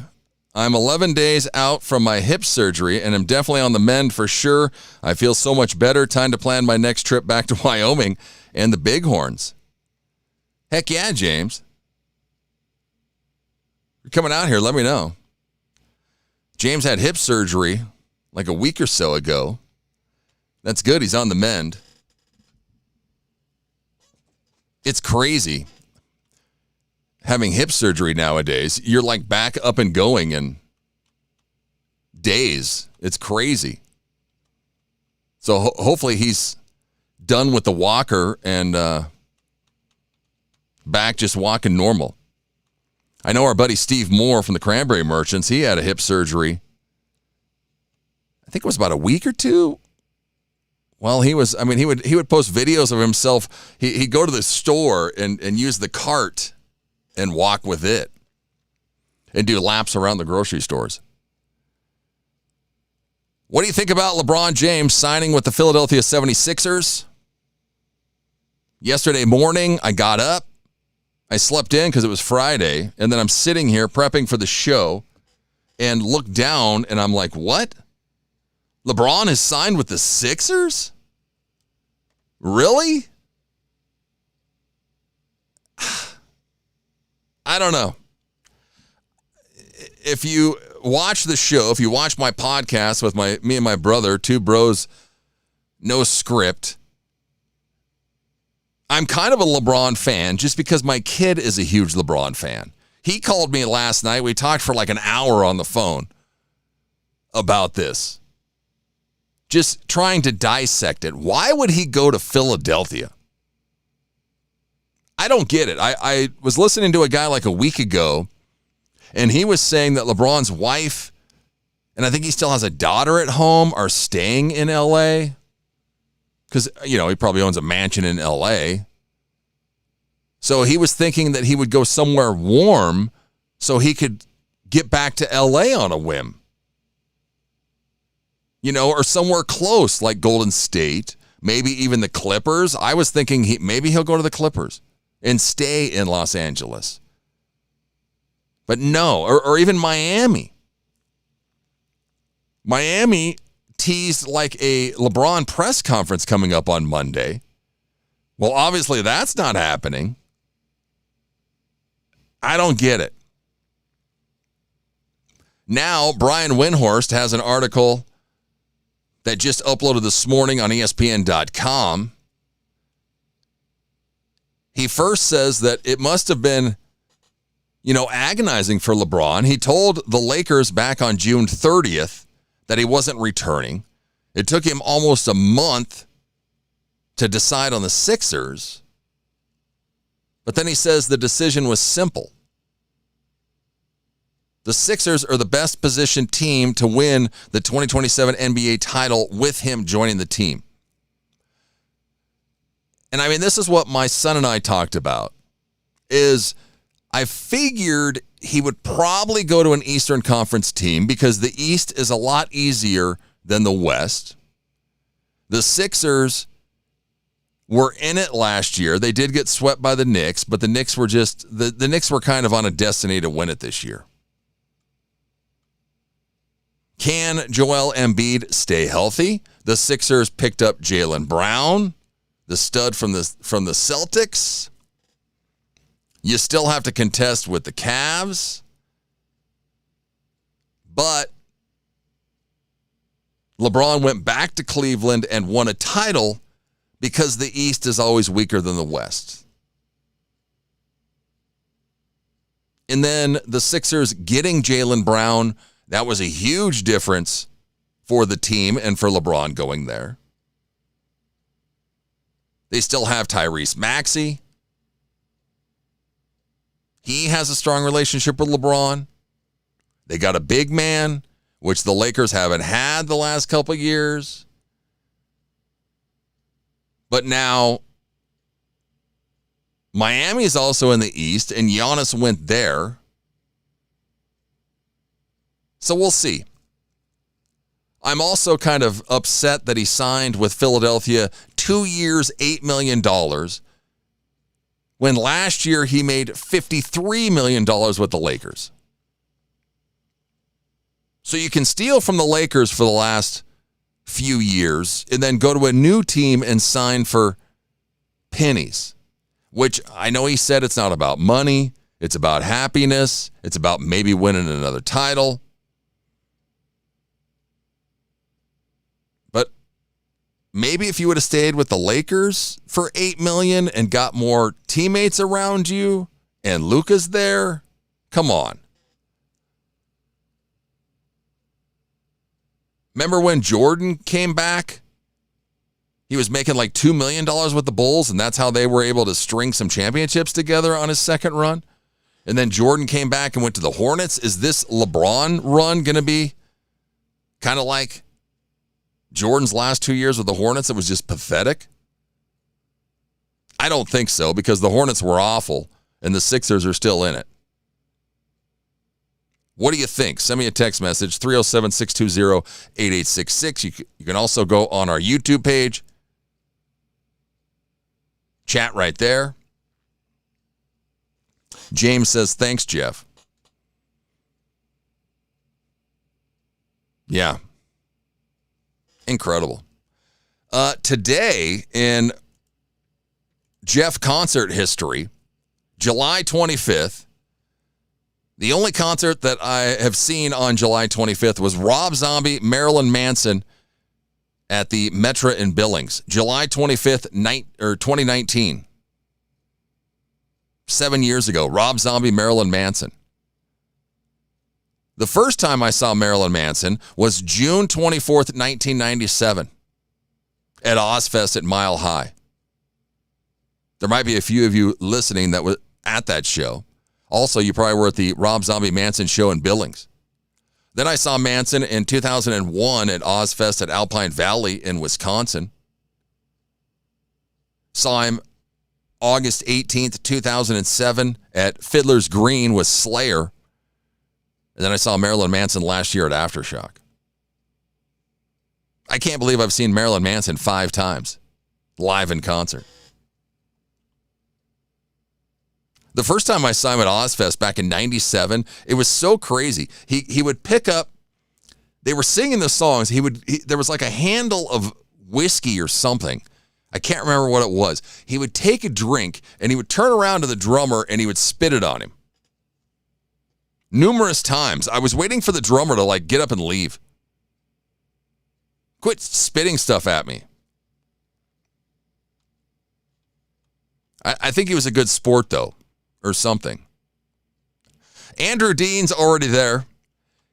Let's throw him in the Zoom room. Let's take a quick time out. We'll come back and chat with independent singer-songwriter Andrew Dean. Right after this, stay with us. It's Cowboy State Daily Saturdays with Jeff right here on CowboyStateDaily.com. Park County Fair's back this July. Happening all week is the thrilling Carnival Midway. Tuesday's the Muddy Mess with pig mud wrestling. Get ready to rumble for boxing on Wednesday. Pull yourself to the grounds for Thursday's truck and tractor pulls. Friday's the fast-paced figure 8 race. And as always, Saturday's the sellout demolition derby. Tickets are on sale now, and we'll see you at the 100th Fair on patented land. A good life begins with a good company. Powder River Energy Corporation, or Precorp, a consumer-owned electric cooperative in Northeast Wyoming, has careers in accounting, member service, and engineering. Precorp is always striving for A-plus service, great rates, and being a trusted energy partner. Their work environment is driven by knowing your role, living your values, and making your career plan. If you are looking to be part of an industry leader, then look no further. Go to precorp.coop/employment opportunities and apply today. You're listening to the Cowboy State Daily Radio Network. You know you don't have to wear your PT gear anymore, right? It's comfortable. So how's civilian life treating you? It's fine. When I got out, I didn't want to admit that there was anything wrong because I felt like a failure. And then I realized, there's nothing to be ashamed of. So I started talking to someone. Maybe you are fine, but if you're not, it's okay. Thank you. If you or a veteran you know needs support, don't wait. Reach out. Find resources at va.gov/reach. Logan Wilson here at the M Building in Casper, Wyoming. They do more than just support businesses and private events. They support nonprofits by offering reduced rates to help the community thrive. The staff here at the M Building have been incredible in helping me organize a fantastic event. They are great partners for those who want to make a positive impact on the community. Come check out the M for your next event.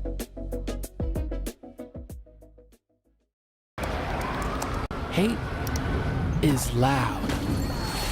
It gets clicks. It gets attention.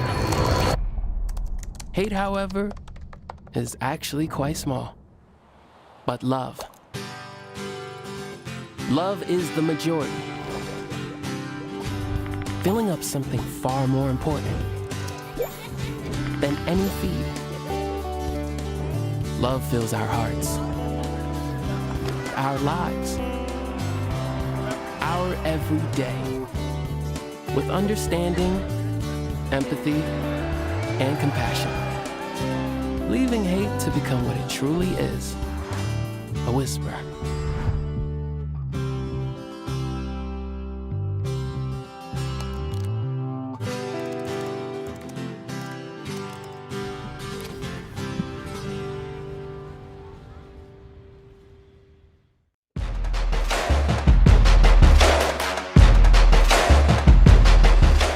Minutes till the top of the hour. Welcome back. Cowboy State Daily, Saturdays with Jeff, right here on cowboystatedaily.com. Good morning, Pinedale. We're live on the radio in Pinedale. We're live on YouTube, Facebook, X, right there on cowboystatedaily.com. Well, Andrew Dean, he was raised on country music and Jesus. You'll find his songs focus on the important things in life, God, his wife, family, and life in general.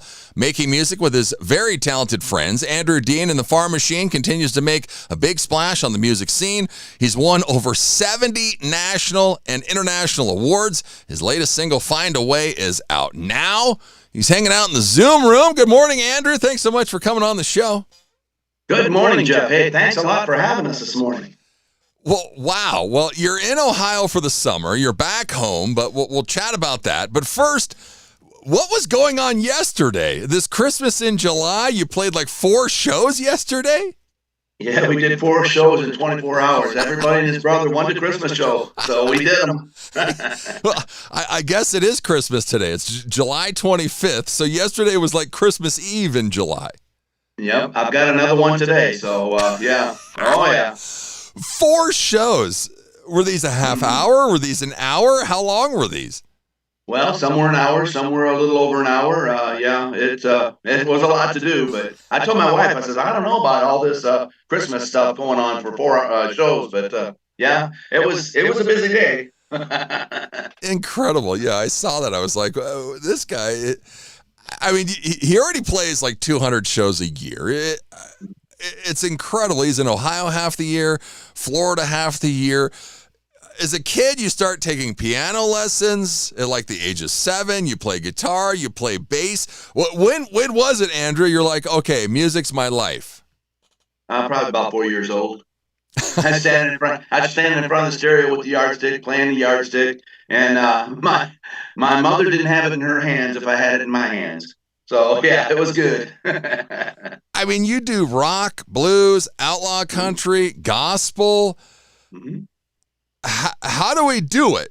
Do we like say, okay, now we're going to do an outlaw country song. Now we're going to do a gospel song. What? Well, many things strike me in life. I mean, it's life in itself. There's many things and many aspects, and I guess that's where I draw from writing. I liked rock in my early days. I was in some rock bands in my early days. Always at church, so that's where I got my gospel from. And then country. I just really found a home in country music, and I love it. I love bluegrass. I mean, I really like all types of music. Yeah, you have to go and type in Andrew Dean and the Farm Machine when you go on Spotify. There's a couple different links for him, but there's a picture with him and his wife, Terry. I think that's the one you got to hit. Because, wow, your last album was, like a total traditional country album. Yeah, very country, but it also had Western flair. I did some yodels on there, some Western yodels. I've got a song called God Takes Care on there that is just a guitar and some good old yodeling. So, yeah, I love the Western culture. It's like that song is like a canter of a horse, and you're riding in the horse. That's what inspired me to do that. Yeah, and you listen to him. Some songs he writes in like 20 minutes. It's crazy. Empty was a song because your mom passed away, and now the house is empty, and that's it. And that's where you are now, right? Yeah, well, no, we're actually at my wife's granny's house. So this house is like over 200 years old here, and wow, it's really nice. But yeah, when my mom died, I remember walking in, and my dad was standing there, and they're setting up an auction, and that's where that inspiration came from. Was realizing that my home I grew up in or that I was around now is empty. So.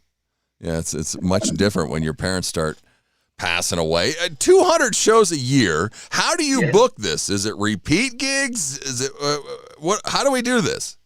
Well, I'll tell you, I have promoters that work for me. That's a great team that work for me, as well as yes, we do book our own shows. So we're always out there and always trying to find new things, and we're always happy to be playing. So.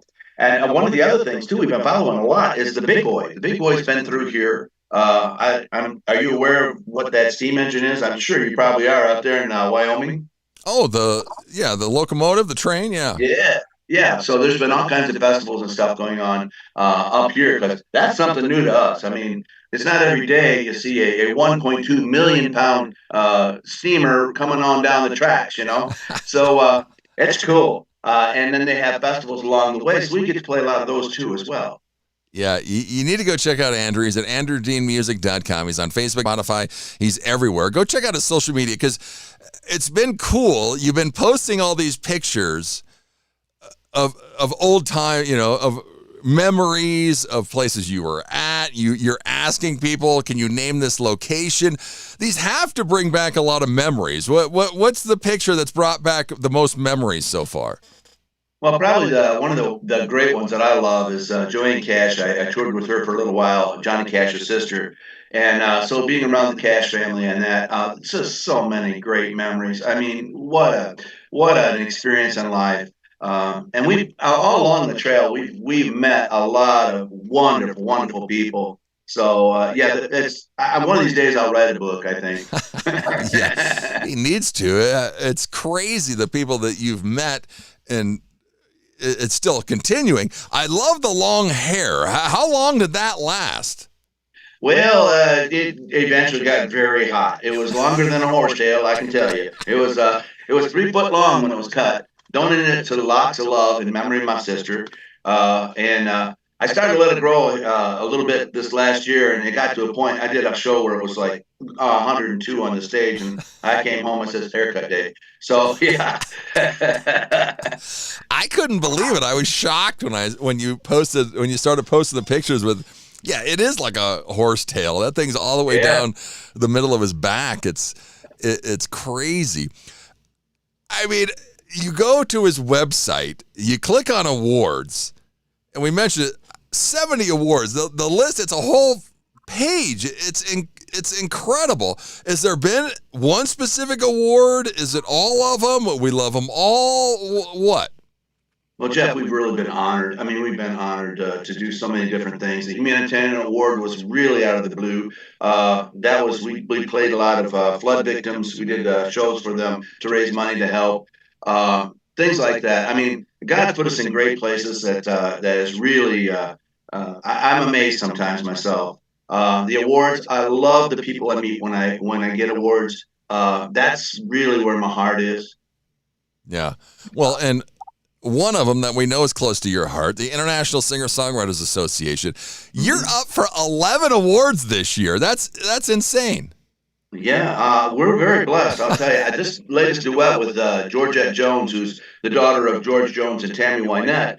I wrote the song. It's called Never Told Me. It's on the website. But that song right there has, it's number 2 on the cash box and number 66 on the mainstream. And I always like to say this just because I like saying the name. I say, well, I'm on this chart with Shabuzi. I just like saying the name. I don't know. Well, and it's crazy because we're going to talk about that. You opened for George Jones, which has to be incredible to begin with. And then now you're playing songs with his daughter.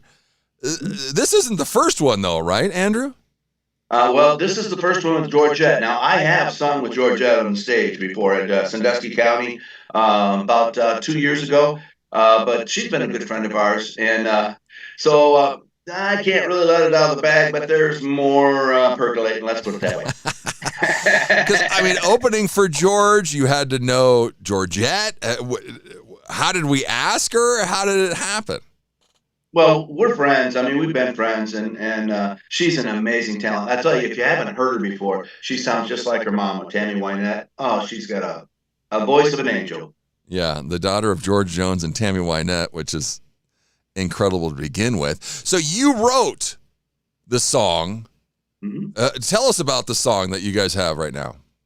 Well, I wrote the song, and I thought I sang through, and I actually recorded it, and then I said, boy, this needs more. And, of course, I produce my own stuff as well. So sometimes I wear the hat of the writer, the singer, and then sometimes the producer. So it was one of those occasions where I told my wife, I said, I need to make this a duet.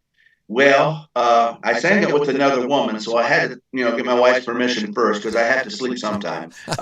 Anyway, she says, yeah, let's talk to some of our friends. And Georgette says, I'll do it. So it was just really great, just great. And her husband, Jamie, he's a trooper. He's a great guy. So yeah, Never Told Me. It's on Andrew's album. Wow, you can go check it out right now. It's on all the streaming services. AndrewDeanMusic.com. He's on Facebook, Instagram, YouTube, X, TikTok, Spotify. He's everywhere. Go and listen to his stuff. You often speak about life like glass half full.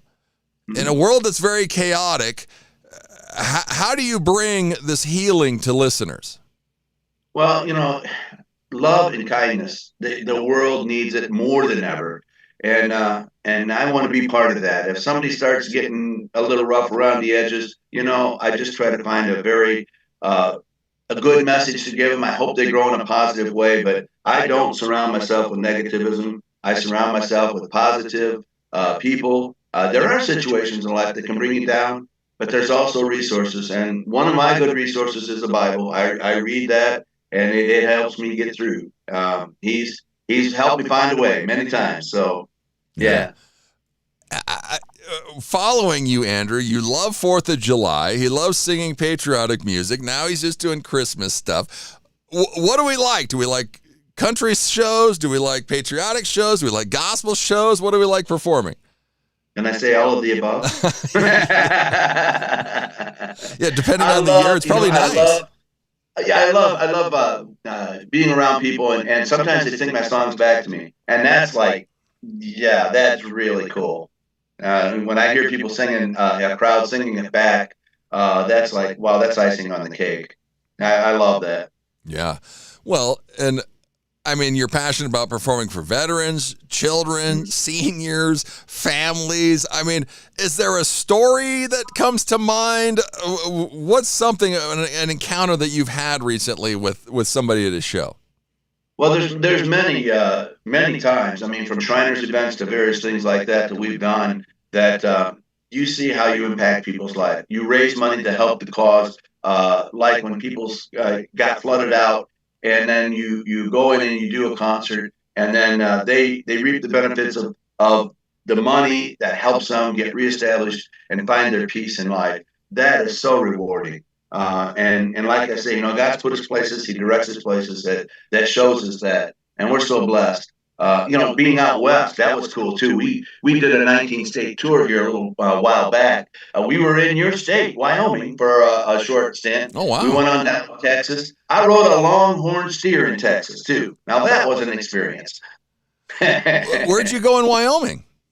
Well, we went through Cheyenne. Yeah, okay. We went through Cheyenne. So yeah, we went through there and down into we went to Texas and Denver from there and Aspen, and my wife's cluing me in on all the places. I'll tell you what, sometimes I'd be in the wrong state, the wrong place, going, "Where is everybody?" She directs me, but she's my better half, believe me. She's got to tell him where he's at sometimes. I mean, you with international singer-songwriters, with indie artists. I mean, you're out there helping people. What's it like, Andrew? Because I mean, you're very open to try and help out other independent artists. Yeah, absolutely. If I can help anybody, I'm always open to that. It's hard enough for indies to get out there and get played, get heard, and however my experience can help relate their experience into something that's going to be good in their life. That's cool. I love other people's success. I truly do. What's your background with keyboards? Because your wife plays a lot of keys now, but some of the old pictures that you're posting, you're behind the keyboards. Well, I'll tell you what, I've got an unnamed album right now sitting in the coffers that I play 8 instruments on, and she plays 3. And when you go back to, I started probably when I was, I'd say 60 years old, started playing piano. My mother was an awesome pianist. I used to fall asleep under the piano listening to her. So that's where I really got into the keyboard stuff and got playing. Wow. Go check him out, AndrewDeanMusic.com. He's on Facebook, Instagram, YouTube, X, TikTok, Spotify. Find a Way is his brand new single. Go check it out. Find a Way by Andrew Dean and the Farm Machine just came out. Tell us about this one, Andrew. Well, this one's kind of a unique. Now, I've got a story behind this one, but I very rarely say it because this is one of those songs that you have to find a way. The listener has to find a way to apply this to their life or to their situation. And it may be totally different than how I wrote it. I talked to Travis Tritt one time, and he said, you have to write in a general sense and let the listener decide what they're hearing. And I said, that makes a lot of sense. That was a great songwriting tip. Yeah. Travis Tritt, I mean, he's got to be one of your music heroes. Well, give us your music heroes, Andrew. Oh, I've got so many. We'd be here all day. I'll tell you, I like George Jones. I love George Jones. I love Travis, Marty Stewart, the traditional guys. I really like. I like some of the old Western guys too, like your Gene Autry, people like that. I love some of that old stuff. And what those guys were doing in the day when they were running tape, one take, it was outstanding. I love that stuff. Yeah, it's incredible. Well, I saw you call Terry One Take Terry because she's on it. She is. She gets behind that mic and it's one take. Now myself, it could be 5, 6, maybe 7. Maybe we don't use it at all. I see on your tour schedule, you've already got the ISA, the International Singer-Songwriters Award Show on there. So obviously you're going to be there. Who are we looking forward to seeing this year? Oh, there's going to be all kinds of people there. I've got people from Pakistan to India to Great Britain to just a lot of different folks. Australia even, yeah. And I say Australia because I love their accent. Yes, we love our Australian artists, but I mean, yes, it's crazy because you're on social media. I mean, you're talking with people. They're all different. I mean, Robbie Hart, Jason Ray Welsh. I mean, it's all kinds of different dynamics, all kinds of backgrounds. It's incredible what International Singer-Songwriters Association has done because I mean, ever since I've been around, you've always been associated with them. I think you've been there since the beginning. No, I haven't been there since the beginning. They started, I believe, back in about 2018. I didn't come on until just after COVID. So, Okay. Yeah. I mean, being an artist like you, what did you think when COVID hit? Oh my goodness, it wiped us out. When the one day in March hit, the 12th, I think it was. I said to my wife, I said, "Don't even answer the phone. I know what this is." And our schedule like tanked. We were busy, and then it was just nothing. So we had to create different ways of figuring out how to make it work. And so we got around to, we finally started booking slow, and then now things, of course, are back to where we want them. So yeah, wow! His latest album, you can go check it out right now. It's a traditional country album, old school country western. So what's next? What's going to happen now? Well, I'm going to tell you, there is right now I've got a CD waiting to come out. It's going to come out at the end of September. It is trap music. And trap is like your Jimmy Buffett, but countrified. So, we've got that's done. It's sitting there waiting. And I started working on another one that will be for next year. And I can't get too far into that because I've really got some cool people that want to come on board. So. Trap music's huge right now, so go and check him out. AndrewDeanMusic.com. Find a Way is the latest single. Go and listen to it today. Andrew, thanks so much for coming on. Jeff, thank you so much for having us. We really appreciate it. Yes, the top of the hour. It's time for news.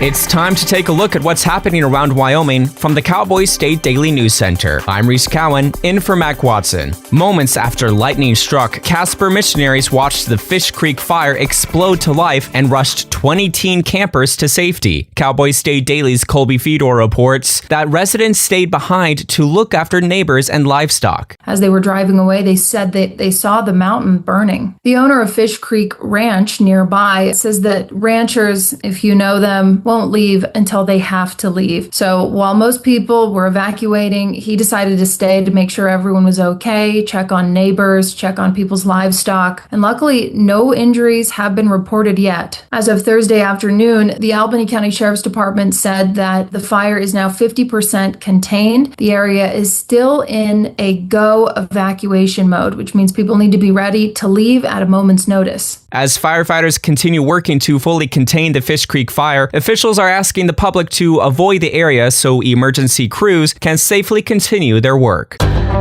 Interior Secretary Doug Burgum said Thursday that he'll intervene in the Colorado River crisis if he has to. Cowboy State Daily's Greg Johnson reports Burgum tells Cowboy State Daily, quote, "We have 1/4 the water and 4 times the people." The Colorado River crisis is just getting worse. It's been going on for decades with feuding between the 7 states that share the water from the Colorado River. And they've kind of come to a headwaters, so to speak, especially this year when they've had a record warm winter, record low snowpack in the upper basin states like us here in Wyoming. It really is a complicated dilemma on how all these 7 states can work it out because each state wants what they want. The interesting thing here is there's a deadline for these states to come up with a solution on their own. Burgum said, quote, "When the water was divided up in 1922, there were 16 million acre-feet of water available from the Colorado River. This year, there's only 3.5 million available, which increases pressure from lower basin states for the upper basin, which includes Wyoming, to release more water." I'll be back with more news from the Cowboy State Daily News Center right after this. This spring and summer, everyone can do their part to keep motorcycles safe on the roads. Motorcyclists, be sure to wear high visibility gear, and drivers, look twice and save a life. This Safe Driver Update is from the Wyoming Department of Transportation.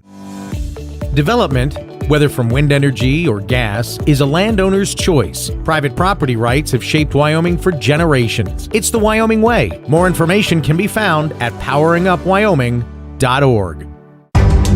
Cowboy State Daily News continues now.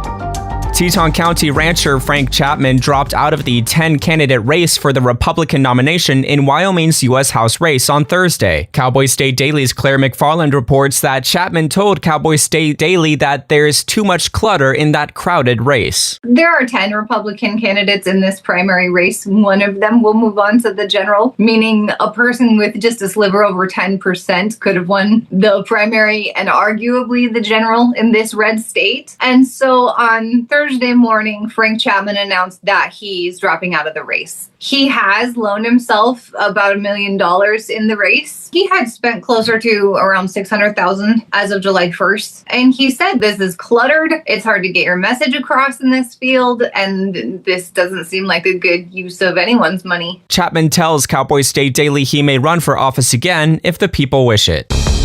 Skeletal human remains found in an abandoned building west of Cheyenne on Wednesday could take months to identify, investigators say. Cowboy State Daily's Colby Fedor reports that the discovery has renewed hope and fear among families of Wyoming's missing. So far, investigators say there are no signs of foul play. According to Desiree Tinoco, who founded Missing Persons of Wyoming, this news brings both shock and hope to families of missing people across the state and even across the nation. Tinoco, as well as Stacy Kester, the president of WyoFind Search, Rescue, and Recovery, both emphasized that it's important not to speculate, but both said the location immediately reminded them of Quinn Nash, a Laramie resident who went missing in 2024. He was known to ride his bicycle in the Happy Jack Road area. Tinoco said cases like this also remind people how many Wyoming disappearances remain unsolved, some dating back decades. She noted that many of those investigations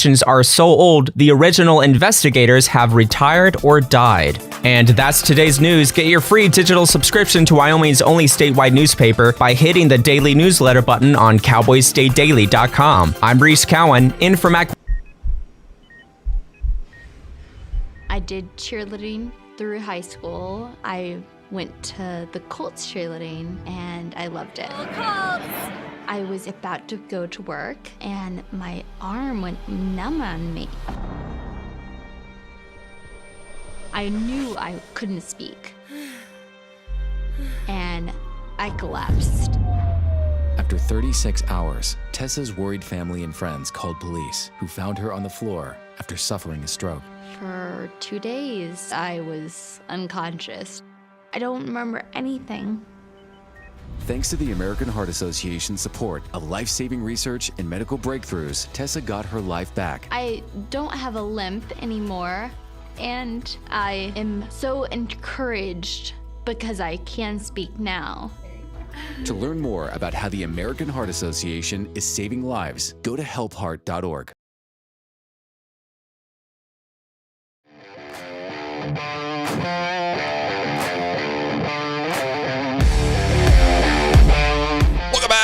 Cowboy State Daily Saturdays with Jeff, right here on cowboystatedaily.com. You can watch us on Facebook, X, YouTube, or right there on the website, cowboystatedaily.com. My dad just called me. If you're up, son, give me a call. I've been up for 3 hours, Dad. Come on. Tune into the show.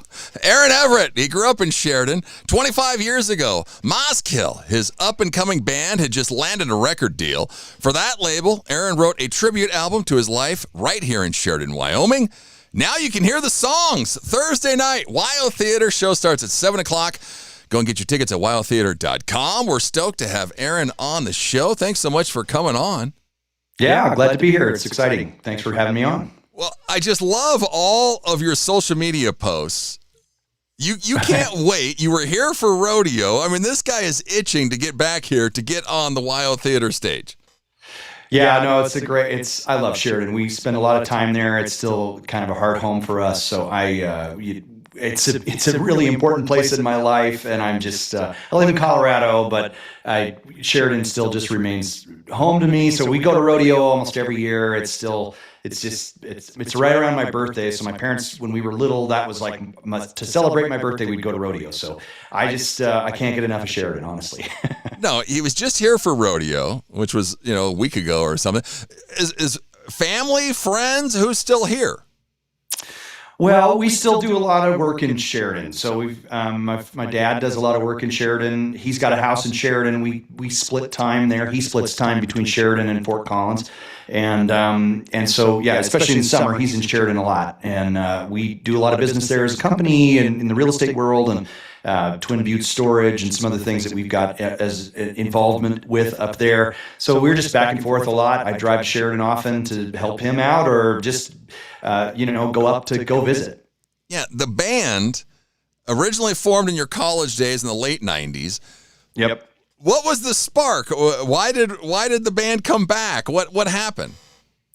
Well, it's funny. We really did get some traction kind of in the late 90s, early 2000s. You had a distribution deal out of Nashville and a record labels behind us and some things. And it was a lot of fun. I got into playing music really in late high school and in college. And just, we were independent artists trying to travel, got to travel all over the world. It was really fun. Got to play in Italy and Israel and London and all sorts of wonderful places, all over Canada, all over the United States.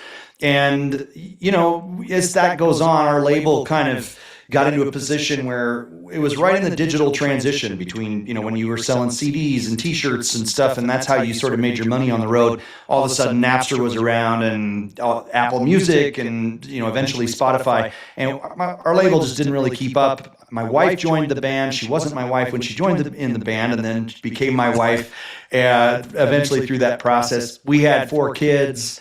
And, set the music down for a while. But on my 50th birthday, we were actually in Sheridan at the rodeo.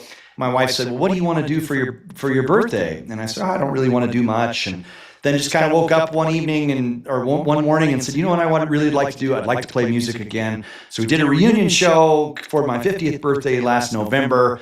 And it kind of sparked something in both of us, and we wanted to do it. So the next thing I did was look up the YO, because I wanted to play there, because it's always been on my list of places to play. Figured out with Aaron Butler there that we could do it, and there was a place in an opening in July. That's perfect. Let's get it done. Yeah. Let's do it. Moskill will be here Thursday night, Wild Theater, right here in Sheridan. The Rialto, because there's one in Casper, but the one you guys played at is in Loveland, right? Correct. Yeah, that's in Loveland, Colorado, kind of near our hometown. Yeah. And Time Capsule, live from the Rialto. This was the first show, because it's funny how they worked it. They played another show April 10th, which you dropped the first show on the second show date. That confused me. I was like, wow, they recorded the show and put it out the same day? And then I was like, oh, no, okay. No, we were kind of, just to add an extra layer of pressure, we decided to live record and do a lot of live video on the first show back. And so we recorded it, and it actually turned out. We weren't sure if it was going to turn out or not. It had been 23 years since we played the music live. So it was crazy to kind of go back and make that choice, but we did. Turned out really great. So we released it on our next show at the Rialto, which was last April, or just this previous April. And now, we're kind of putting it as we do. We kind of do maybe a show a month at the moment, and doing the one in Wyoming at the end of this month and next Thursday. Just can't wait to be there. Yeah. That's crazy. I didn't realize your wife, she wasn't in the band. She wasn't to start. No, it was a bunch of buddies from college, and then we met her through our travels in Canada. We always kind of finished our summer season at a kids camp that a buddy of ours ran, and it was free food and a place to play some music for the summer, for a couple of weeks in the summer, place to lay our heads. And she was on staff at the camp that summer. And the story kind of goes that way. We fell in love, and she's a fabulous piano player, a much better singer than I am. And so we instantly kind of had her join the band, and she's a great songwriter in her own right. And we fell in love, got married. And, as the band kind of went through its transition, we decided to also transition to being married couples, I guess. Yeah, because she handles a lot of the vocal duties. She does, yeah. We're probably at this point, I don't know, 2/3 of the music is hers, and a third of it is my stuff that I sing. But she's definitely the more talented of the two of us. This Moskill, where'd you get this?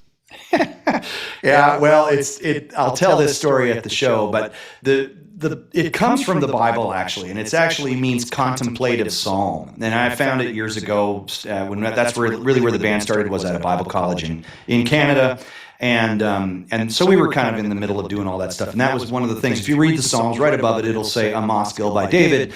And we thought that was kind of an interesting thing, contemplative psalm, because that's really what we write, is kind of, thoughtful lyrics, sort of thoughts about life and faith and some of these things together and how they interface with one another. And so it was a fitting name. The reality of it is that it's probably been one of the worst marketing names possible, because it ends up many times when we were playing, we would end up in Battle of the Bands, and we would be in these kind of heavy metal venues with like Crutch and Son of Slam and all, and we were Moskill. But then we'd get up and play these plinky acoustic tunes, and the guys would all say, "Hey, this is pretty fun. You're really good, but you don't fit here."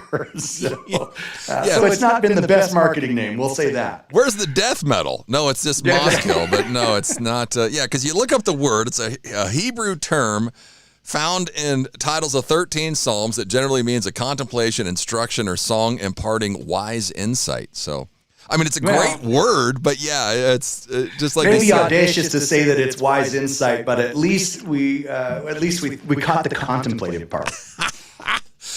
Go and check them out. They're on Instagram, Spotify. Their latest release, Time Capsule, live at the Rialto, is out now. You can see them Thursday night at the Wild Theater right here in Sheridan. Well, that's what I was wondering. If you had 2 boys, 4 boys, you have 4 boys. Yeah, 4 boys. They all play violin, just 2 of them? What?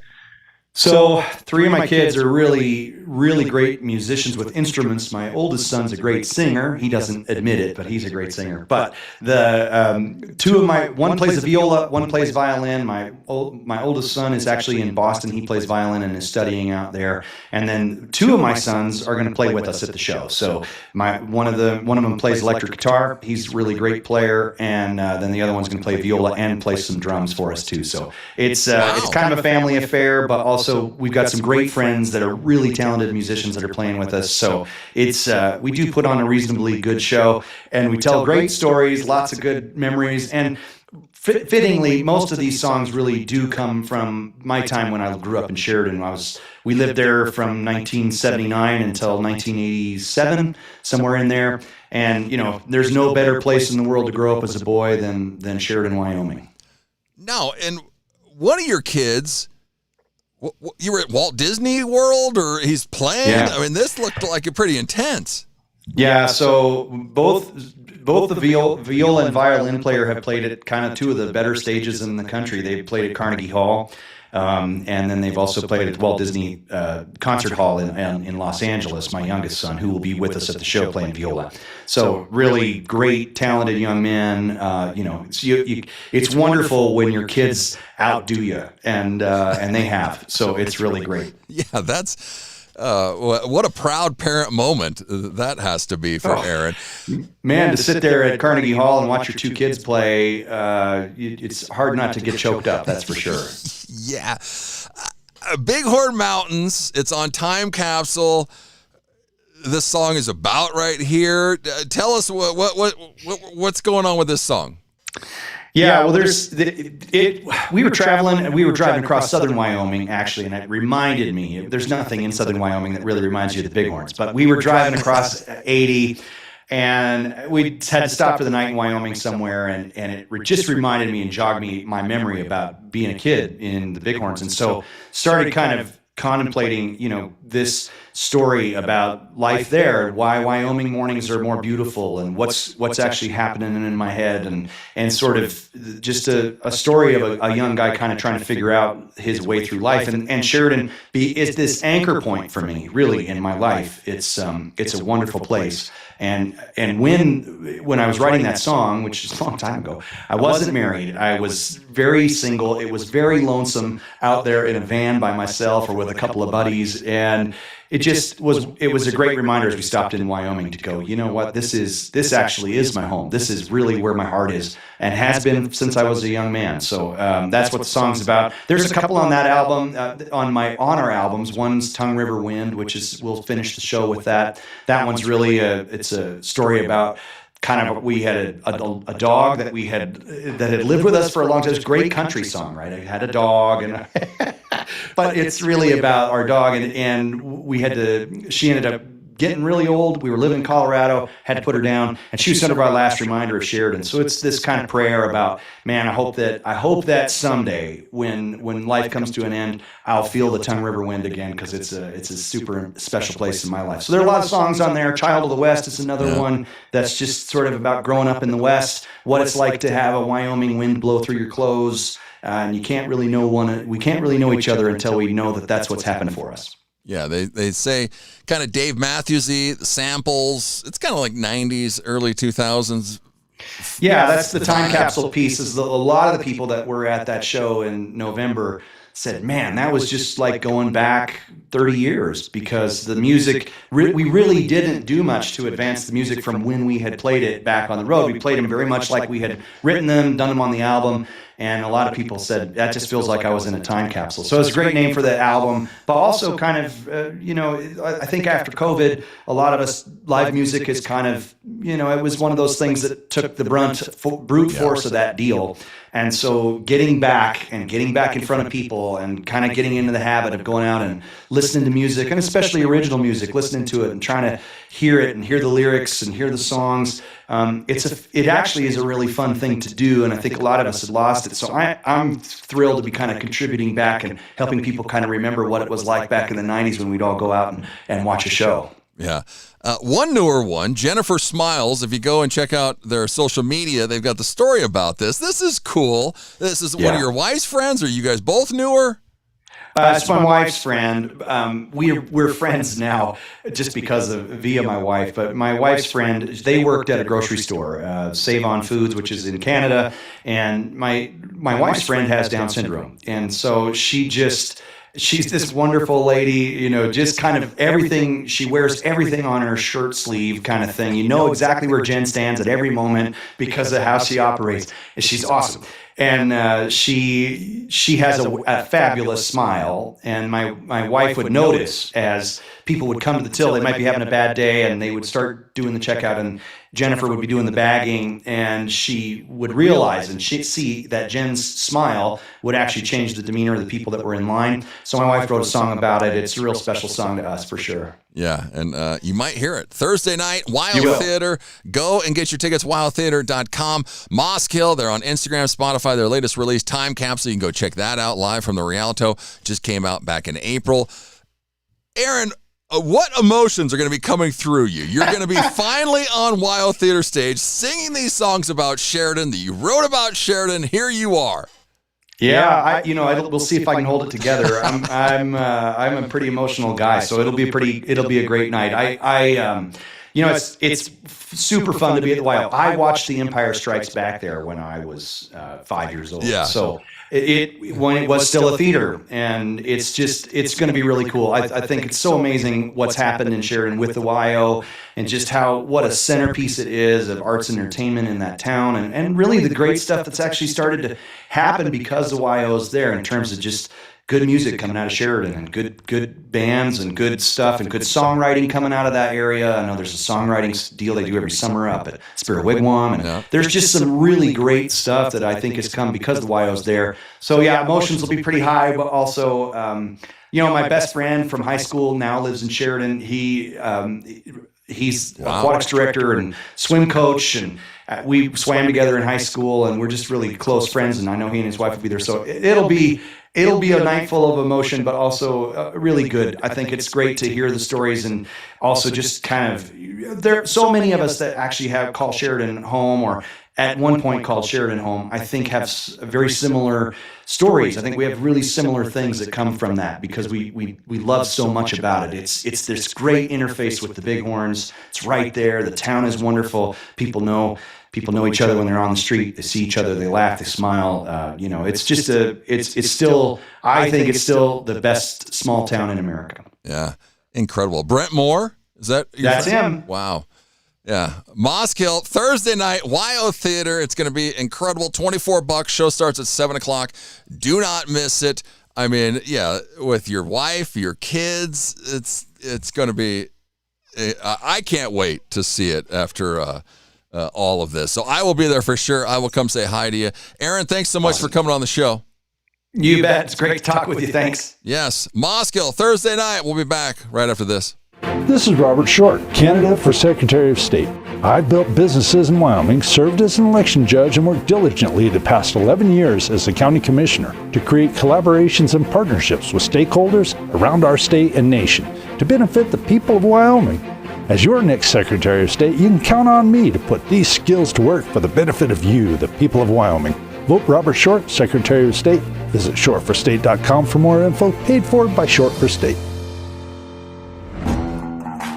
Park County Fair's back this July. Happening all week is the thrilling Carnival Midway. Tuesday's the Muddy Mess with pig mud wrestling. Get ready to rumble for boxing on Wednesday. Pull yourself to the grounds for Thursday's truck and tractor pulls. Friday's the fast-paced figure eight race. And as always, Saturday's the sellout demolition derby. Tickets are on sale now, and we'll see you at the 100th Fair on patented land. This is the Cowboy State Daily Radio Network. I don't think that many kids in my son's school even do it. He makes fun of his friend who vapes. He would never try it. She's into soccer. She's on the honor roll. She's just not the type.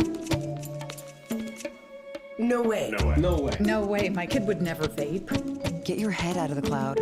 Today, nearly 8,000 kids will start vaping. Maybe even yours. Learn about the dangers at talkaboutvaping.org. Life's daily battles are not meant to be fought alone. We're not powerless, so long as we don't lose sight of what's important. Don't be afraid to seize that moment to talk to your friends. Cloud, you okay? Because checking in on a friend can create a safe space. The first step on our new journey. You coming? Reach out to a friend about their mental health. Seize the awkward. It's totally worth it.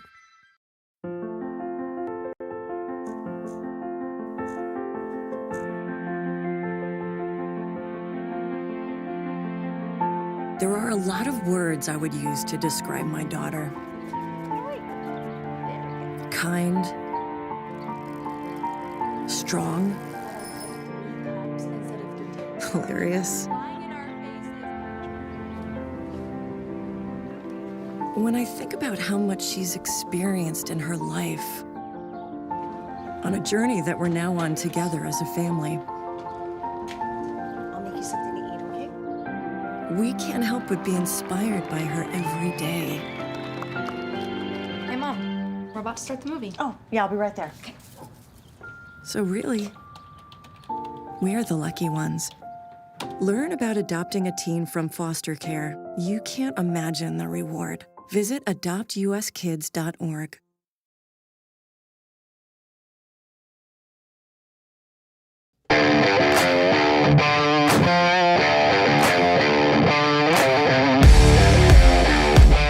Welcome back.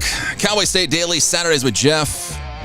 Right here on cowboystatedaily.com. You can stream us on our website, YouTube, Facebook, X. Make sure you like us. Send me a text message, 307-620-8866.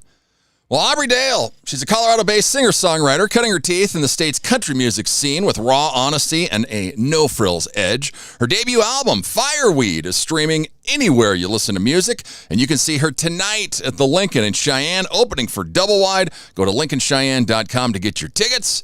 We're excited. Aubrey's hanging out in the Zoom room. Thanks so much for coming on the show. Heck yeah, thanks for having me. What a month you have had. This is insane. Before we get into Frontier Days, you spent a lot of time in South Dakota. Wednesday night, you get to open for Tyler Halverson in Denver. He's a South Dakota guy. How'd that go? It was fun. It was really fun. I've been I actually didn't even know about Tyler till not too long ago, and then somebody was like, "Hey, do you know that somebody else in South Dakota is kind of breaking out?" And I was like, "Ooh, from where? Tell me more." And so I've been following his journey for like a year and a half, and I was like, I got to meet this guy at some point. So it was fun. He puts on a great show. Well, yeah. Did you? So obviously you didn't know him before. There was no ties, and then this was your first gig in Denver. No, I've opened for a couple people. So there's like a series of venues in Denver: Larimer Lounge, Globe Hall.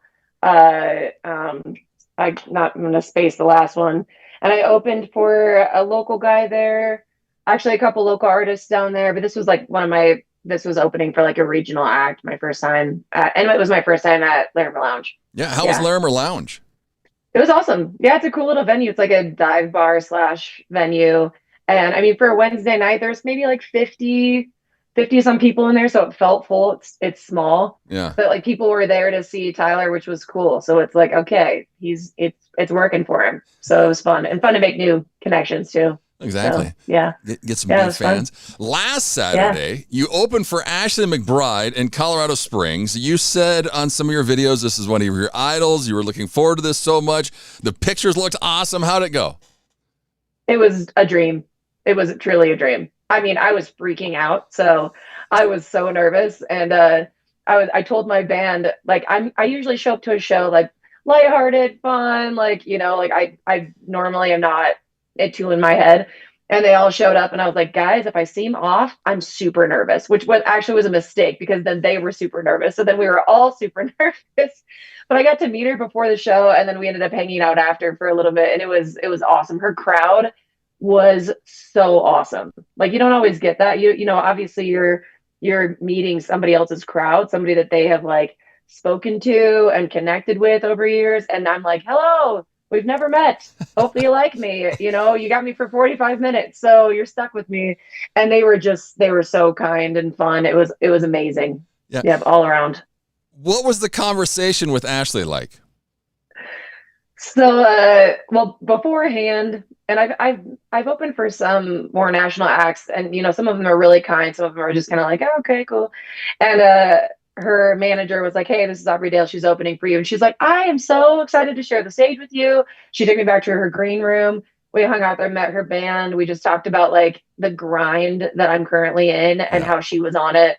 We laughed about. She told me about they were obviously living in a van for a long time. And she was like, the last van trip that we took, she was talking to her mandolin player and she's like, do you think we're going to miss this before we get on the bus? And he was like, nope, I don't think so. So it was fun to talk about that. And then afterwards, we just talked about like shows coming up and, Ashley's sober. And so she was just like talking about how, that's a difficult transition, but I thought it was so inspiring. And I'm like, we talked about that, and it was awesome. It was cool. Very kind. Exact. And I was told that she was that off stage and on stage, and it's 100% true. She is just like, feels like you could meet her at a coffee shop and be like, that's a very cool person right there. So it was cool. Yeah. That's awesome. Because you never know when you look up to somebody and you meet them. Sometimes it's very disappointing. But, it's happened to me. I won't throw them under the bus, but it has happened to me. Yes. Yeah. So that's nice. I mean, have you taken it in? You finally posted some pictures. I know like the next day you were right back at it. At Frontier Days. So is it soaked in some now? Yeah, it's like everybody talks about the high highs and low lows of this industry. And the next day I had like 2 solo shows. One was in Cheyenne and then the next was here in Loveland. And I was like, I like had to like really get my mind right because I'm like, it might suck. Like after, I said in Cheyenne Frontier Days because it was just a solo show and I get on stage and I was like, well, opened for Ashley McBride last night and here I am with no band and, just playing on this stage in a 103-degree heat and it's not exactly the same, but happy to be here. Somebody get me a beer, please. Yes. Thanks for having me. I'll get through this, but I'll get through this. Yeah. It's still, I'm still having people reach out to me that were at the show that were just like, hey, loved your show, loved your songs. So that's keeping me alive right now. Yeah. And then tonight will be fun too. This is crazy. You just had a birthday too this month. You turned 37? 37. Wow. I know. I was like, no way. Is that a typo? Is she 27? No, she's 37. So Fireweed's your debut album. What were we doing, Aubrey, to get here? I know.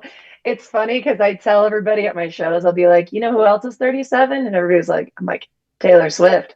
We're the exact same age. We're in the same year.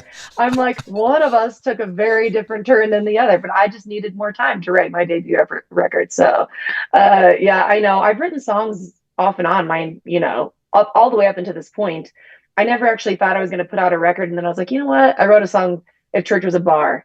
And that song got a great response. And I was like, it might be time to put out a record, just for me, just to have it on my own wall and be like, you did this thing. And it took me a while, but I already have enough songs for another record. So there we go. Were you doing solo gigs? Were we a musician? What? Yeah. In fact, I did full-time church music for 10 years.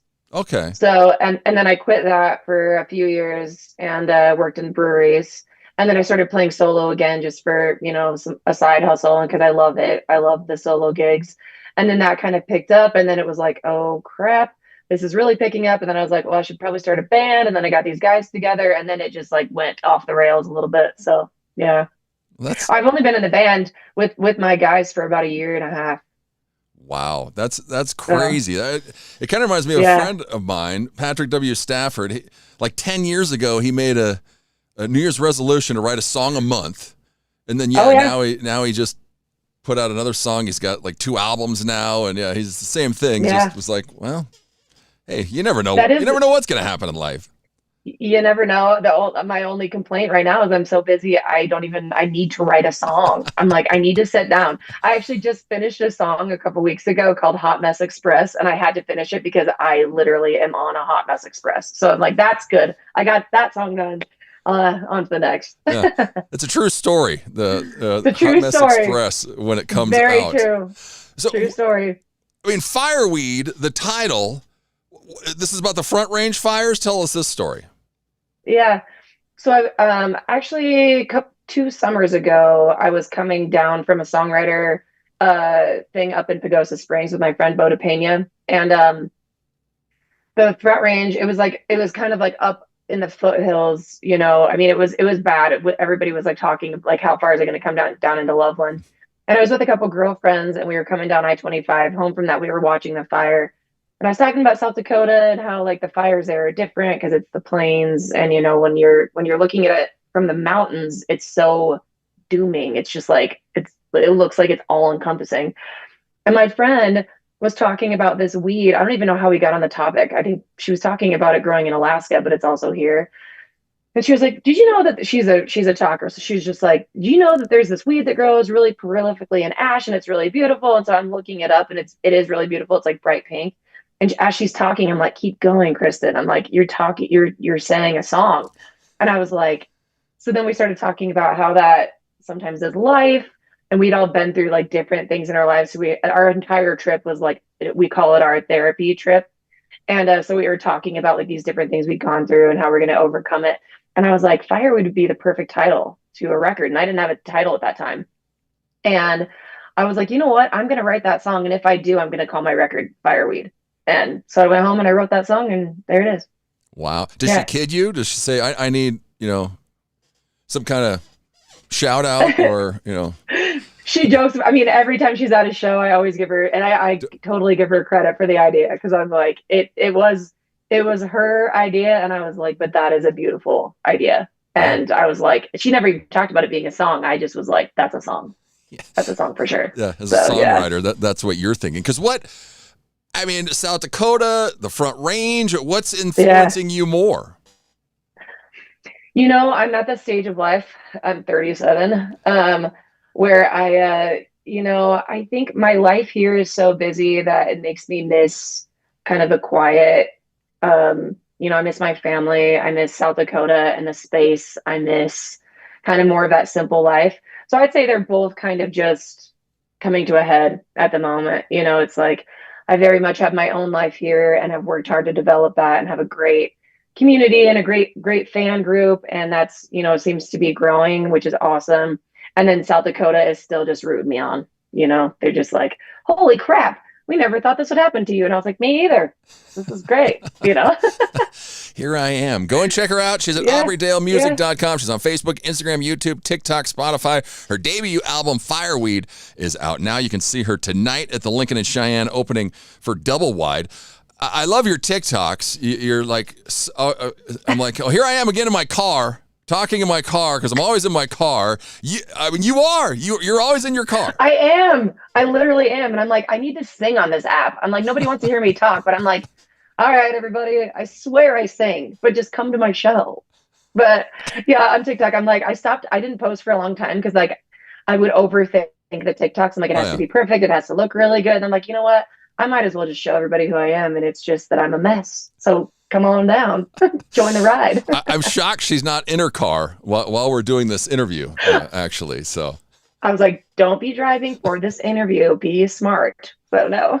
She's home for 30 minutes, and that's what we got her. But literally, your dad was always playing music in the shop.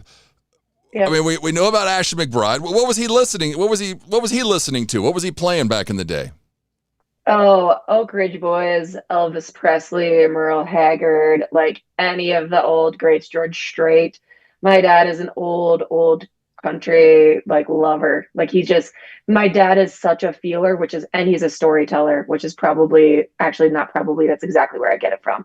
And I realize that the older I get, I'm like, oh, in fact, one of my really good friends made this comment. I was like, I got to tell you guys a story. And she's like, is it going to be a long one? And I was like, dang it. Do I tell really long stories? I must. My dad does that too. Shoot. But yeah, so he just always had the shop radio on. So it was playing whatever 95.9 was playing. And I bought my first CD I ever bought was Jody Messina, because at that time, Jody Messina was on the radio. Yeah. And so bought that. Then I bought John Michael Montgomery CD. And then Mark Wills CD, and I was hooked. I was hooked on that era of country and the older country as well, because that's what my dad loved. I mean, are they still around? What do they think about what you're doing right now? My family? Yeah. My dad, it's funny because I think my dad for the longest time was like, he always was like, I have 6 great kids and they're all really successful. And I feel like he would like start telling you about them, and then he'd get to me and be like, I don't know what she's doing, but I think she's okay. And but now my dad has come to quite a few of my shows, and he is my number one fan. He comments like on all my Instagram posts and is like, that's my daughter. He calls me Dibs. He's like, love you, Dibs. He's like, love you, Dad. He always signs his own name to all of his comments, which is hilarious. But now he tells everybody I'm a country singer. He's just like, my daughter's a country singer. You should hear her songs. You should see her band. They work really hard. I'm like, oh God, at least somebody finally in my family is like, okay, it's not just a hobby. This is a real machine that's going on here. Yeah. So yeah. That's funny. You mentioned If Church Was a Bar. It was like the first song you did. When I listened to it the first time, I was not expecting this type of song. Yeah. Yeah, and I how that song I recorded differently than the rest. If I could go back, I probably will eventually re-record that song, because I now when we play it live, we play it differently, and I want it to feel different. But I recorded that song in Houston with a friend of mine and some guys that I'd never met, and so it was like one of those, we had 7 hours, we had to track the entire song, and then I had to go home. So there's some like post-production stuff that happened here, but I mean, I like how it turned out, and clearly that's the one song that people talk to me about more than any other song. I think just because it feels so relatable to people, and especially people that like knew me from the church world too, because it's not like this. It's just more of like a song about acceptance and love and all those things, and it's just different than what you hear now. In fact, I was like, Ashley McBryde, please take this song. I'll give it to you for free. Can you cover this song? She would kill it, because she talks like about that, like honesty as well. So I just need somebody to pick it up. Yeah. I mean, because you said it, you worked at a church. You're doing music for 10 years. Well, here's my first song, If Church Was a Bar. I know. But that song came to be because when I was done with church music, I was working at this little brewery in Timnath, Colorado. It's tiny. And that year, I had just had a really difficult year. I was displaced. I wasn't sure where I was going. I just quit my career, and I wasn't doing music.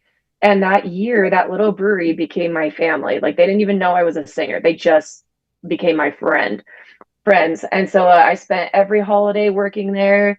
I went to, it just became my group, my people. And so those were the people that were like, Aubrey, you should sing out. Like, you should get out there and sing, And so that was the group of people that really inspired me to write that song. It was just like, sometimes you can walk into a bar and it's not what you expect, Nobody's there to judge you. They're there to buy you a drink if you've had a hard day, Yeah. I always say, I'm like, nobody's ever like, I can't go to that bar, I'm going to start on fire. So. Well, let's take a quick time out. We'll come back, talk more with Aubrey Dale. Go check her out, aubreydalemusic.com. She's going to be at the Lincoln tonight in Cheyenne, opening for Double Wide. It's the after Frontier Days shows, so I don't think the show starts till 10 o'clock, but go and get your tickets now. Let's take a quick time out. We'll be right back more with Aubrey Dale right here on Cowboy State Daily, Saturdays with Jeff. It's a great time to live in Wyoming. Just one of the exciting developments in our state is the resurgence of energy. Wyoming is America's energy breadbasket. Cowboy State Daily has a team of reporters that not only give you the facts, but the perspective and state as well as global analysis that is so important in understanding this pivotal time in Wyoming's history. Count on Cowboy State Daily for the news and perspective you need at cowboystatedaily.com. You're listening to the Cowboy State Daily Radio Network. Who can you turn to for news you can trust? Your local TV and radio broadcasters. You trust us to keep you safe during times of crisis and to deliver the weather, sports, and entertainment you rely on every day.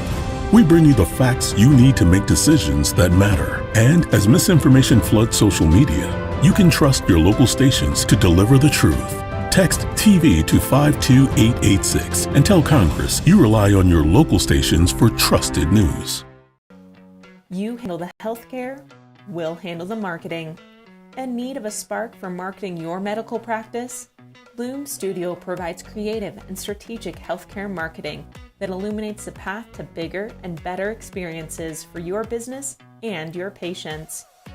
We specialize in branding and design, social media, website design, SEO and SEM, not to mention content creation, public and media relations, and marketing metrics to ensure you're getting results. If you're looking to increase your patient engagement and retention, enhance your community impact, and streamline your marketing efforts, our team is ready to help you achieve your goals. Contact us today and learn more at loomstudio.com. I'm Chris Jakimick. I served in the United States Air Force and I deployed 3 times. So in 2017, I was serving as an Air Force First Sergeant. Our motto in that role is my job is people, everyone is my business. But unfortunately in that year, I would lose my own brother, Lance Corporal Adam Jakimick, to suicide. The majority of veteran suicides are from guns. I store my weapons securely, not only for myself, but for my family. My service never stops.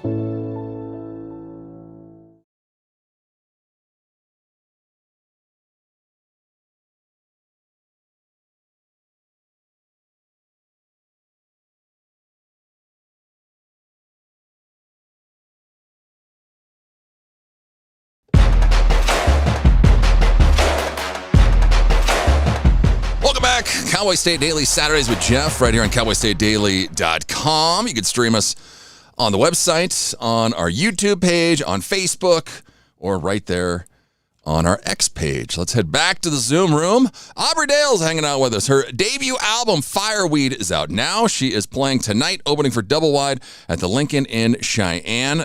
Do not miss her. She's been in Cheyenne a few times this week because you had last week. And then you had a trio show? Where was this? Yep. It was also at Shine Frontier Days at the Garden Stage. Yep. So how hot was it for that one? Oh, both of them were not cool. They were very hot. Both of them. Yeah. Like, I'm just like, nice. We're getting unprecedented heat. That's perfect. I love this, Yeah, it's great. But it's okay. They have corn dogs. That makes it all better. Oh, it's been so hot. And terrible. Yeah, this weekend is just the same. But your track, Dear South Dakota,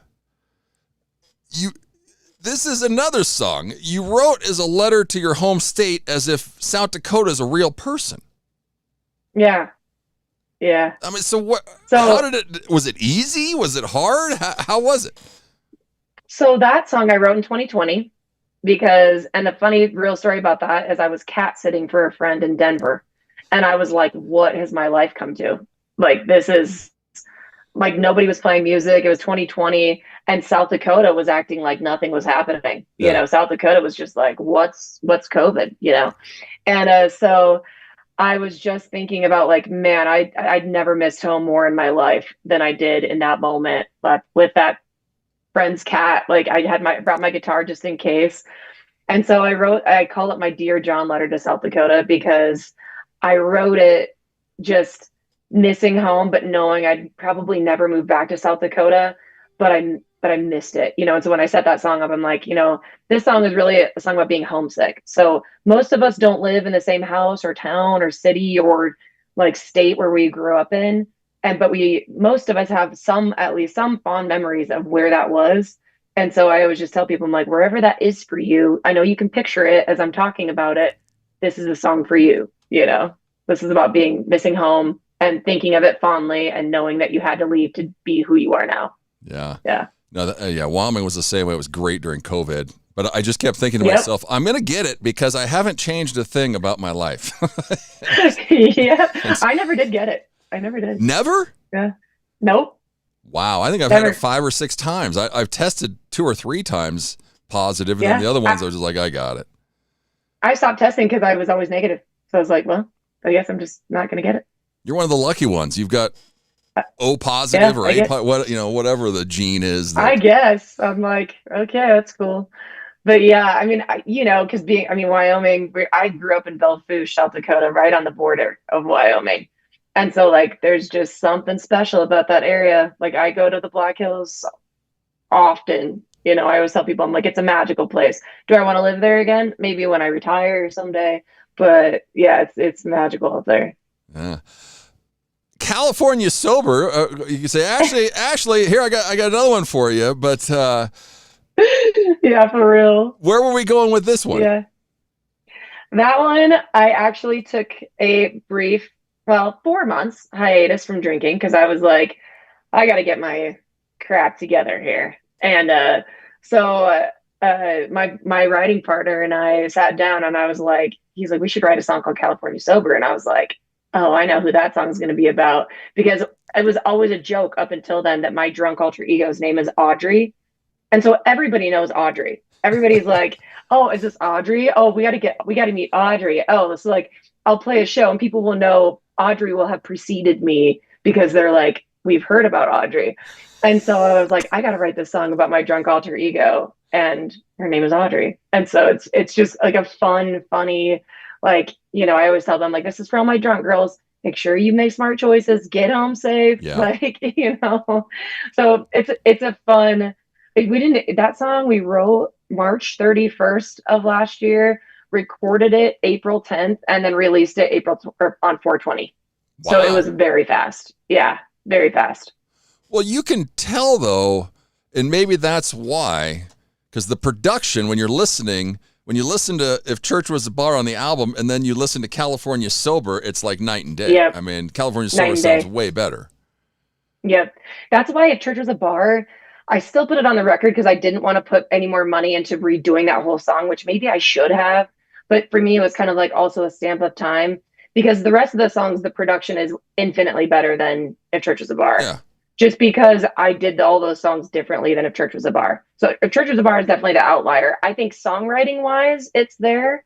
Storytelling, all of that, but the production is lacking. And that's just because I didn't do it the way I wanted to do it. And I should have just trusted my gut on that. But well, what do you do? 90% of people would never know. It's, people like us, musicians, or, when you listen to a million things, you're like, what just happened there? And when you're funding it yourself, you don't have a label, you don't have like a support, like that, then it's like, okay, I gotta pick and choose my battles here. Yeah, it's not cheap recording music. That's for sure. Go and support her. AubreyDaleMusic.com. She's on Facebook, Instagram, YouTube, TikTok, Spotify. Her debut album, Fireweed, is out now. You can see her tonight at the Lincoln and Cheyenne opening for Double Wide. She's only on for 30 minutes, so make sure you get there.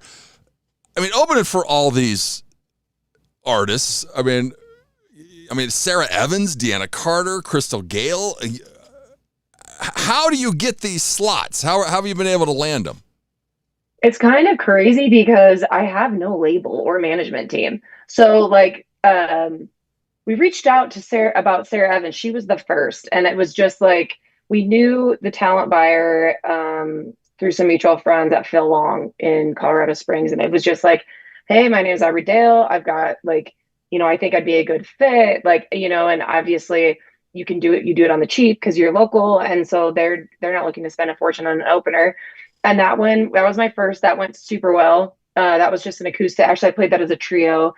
And then we put in for Deanna Carter up in at the Lincoln again. And they're really great about having local openers. They clearly support the local community.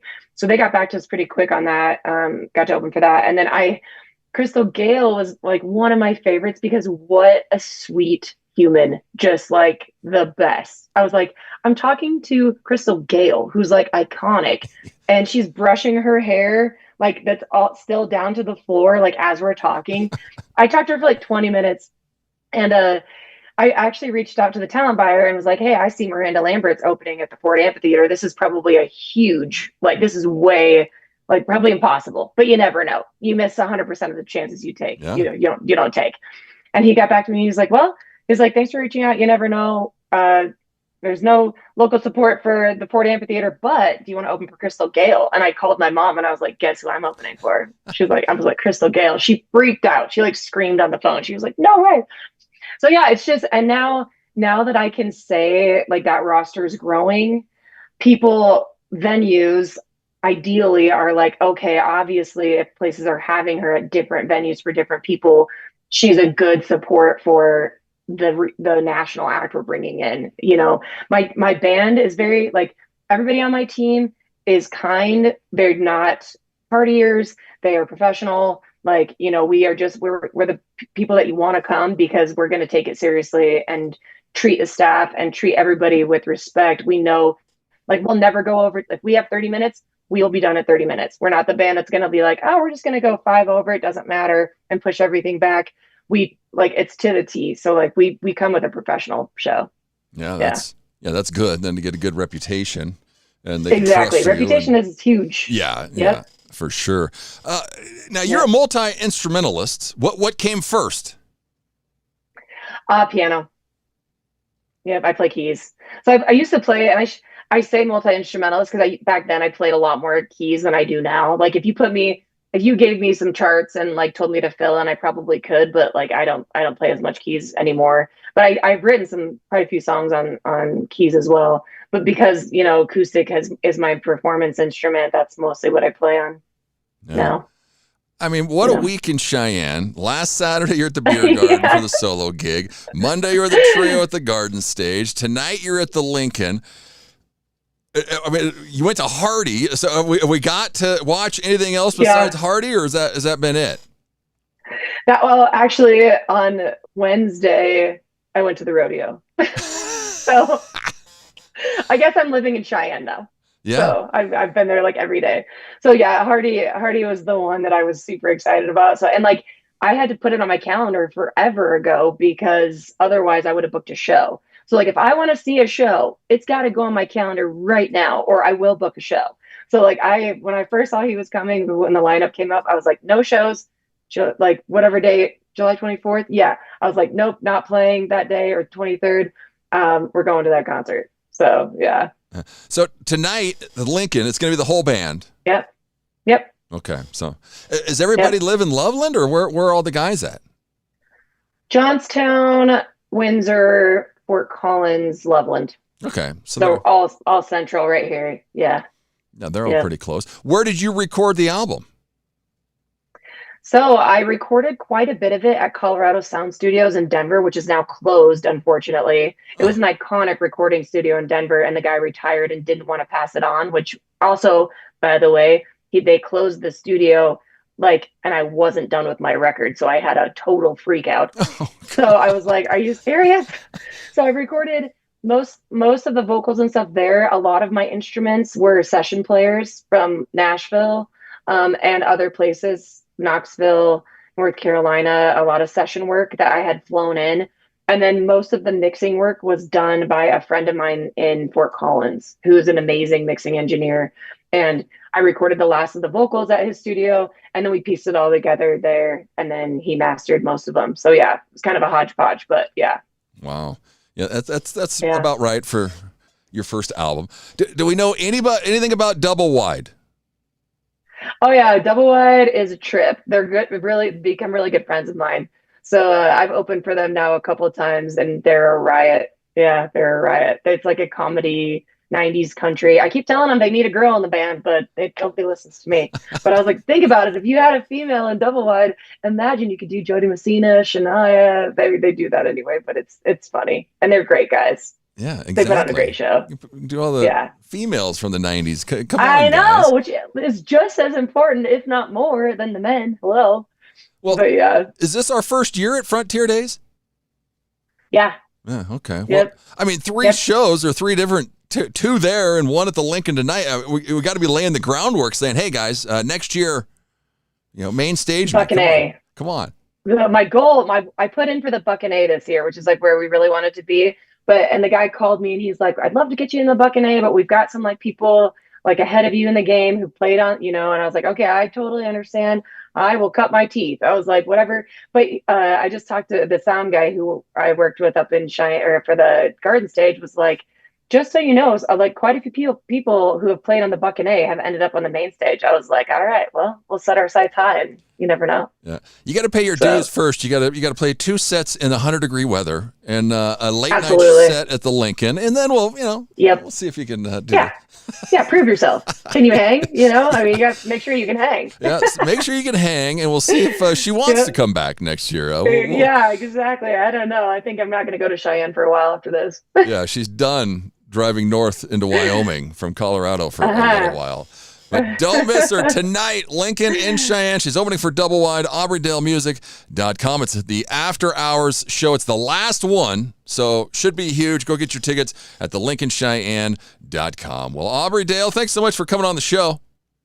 Thank you so much for having me. It was so fun. Yes. It's Cowboy State Daily Saturdays with Jeff. There she is. We got about 30 seconds here till the top of the hour. AubreyDale.com. Go check her out tonight at the Lincoln in Cheyenne. She's opening for Double Wide. Doors open at 9 o'clock. Show starts at 10 o'clock. She's performing for 30 minutes tonight, so go and check her out. Big thanks to Aubrey Dale for coming on the show. It's the top of the hour. Coming up next hour, Johnson County Treasurer candidate Darcy Goney and also synth master Michael Oakley. That's next. It's time to take a look at what's happening around Wyoming from the Cowboy State Daily News Center. I'm Reese Cowan, in for Mac Watson. Moments after lightning struck, Casper missionaries watched the Fish Creek fire explode to life and rushed 20 teen campers to safety. Cowboy State Daily's Colby Fedor reports that residents stayed behind to look after neighbors and livestock. As they were driving away, they said that they saw the mountain burning. The owner of Fish Creek Ranch nearby says that ranchers, if you know them, won't leave until they have to leave. So while most people were evacuating, he decided to stay to make sure everyone was okay, check on neighbors, check on people's livestock. And luckily, no injuries have been reported yet. As of Thursday afternoon, the Albany County Sheriff's Department said that the fire is now 50% contained. The area is still in a go evacuation mode, which means people need to be ready to leave at a moment's notice. As firefighters continue working to fully contain the Fish Creek fire, officials are asking the public to avoid the area so emergency crews can safely continue their work.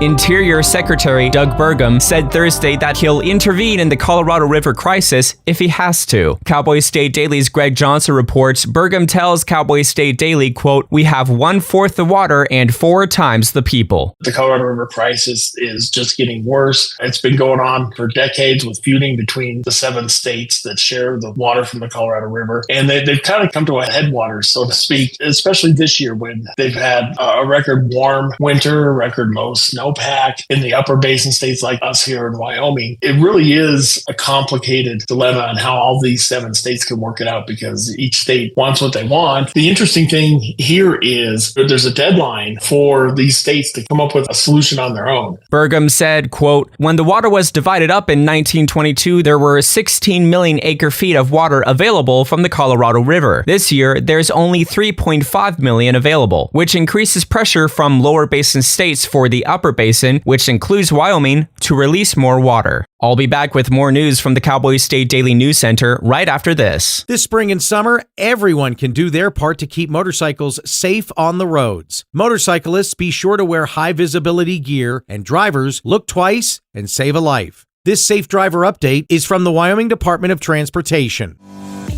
Development, whether from wind energy or gas, is a landowner's choice. Private property rights have shaped Wyoming for generations. It's the Wyoming way. More information can be found at poweringupwyoming.org. Cowboy State Daily News continues now.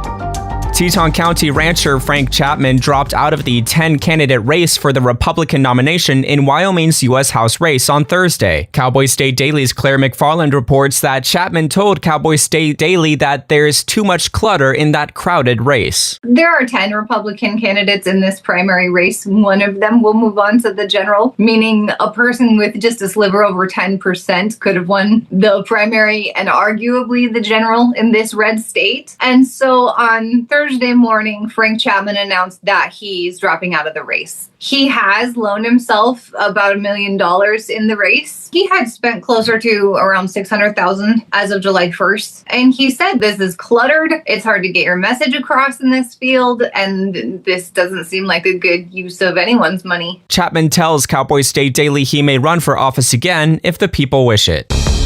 Skeletal human remains found in an abandoned building west of Cheyenne on Wednesday could take months to identify, investigators say. Cowboy State Daily's Colby Fedor reports that the discovery has renewed hope and fear among families of Wyoming's missing. So far, investigators say there are no signs of foul play. According to Desiree Tinoco, who founded Missing Persons of Wyoming, this news brings both shock and hope to families of missing people across the state and even across the nation. Tinoco, as well as Stacy Kester, the president of WyoFind Search, Rescue, and Recovery, both emphasized that it's important not to speculate, but both said the location immediately reminded them of Quinn Nash, a Laramie resident who went missing in 2024. He was known to ride his bicycle in the Happy Jack Road area. Tinoco said cases like this also remind people how many Wyoming disappearances remain unsolved, some dating back decades. She noted that many of those investigations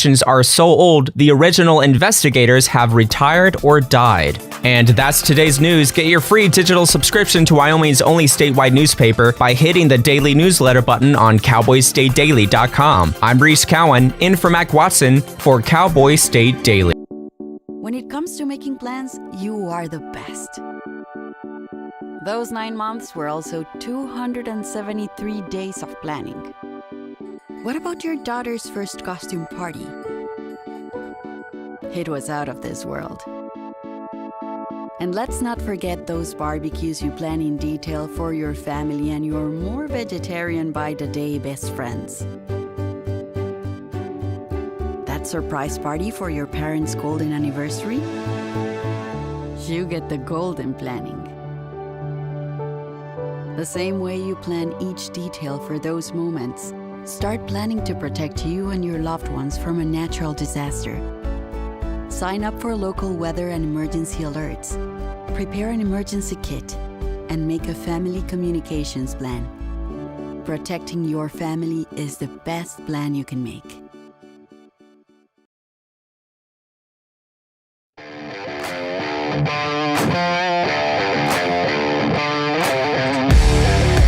Welcome back. Cowboy State Daily, Saturdays with Jeff, right here on cowboystatedaily.com. I just went and filled up my coffee, and I went to take a drink, and it like blew up on my face. We'll see if I have coffee all over me. Yeah, 6 minutes past the hour.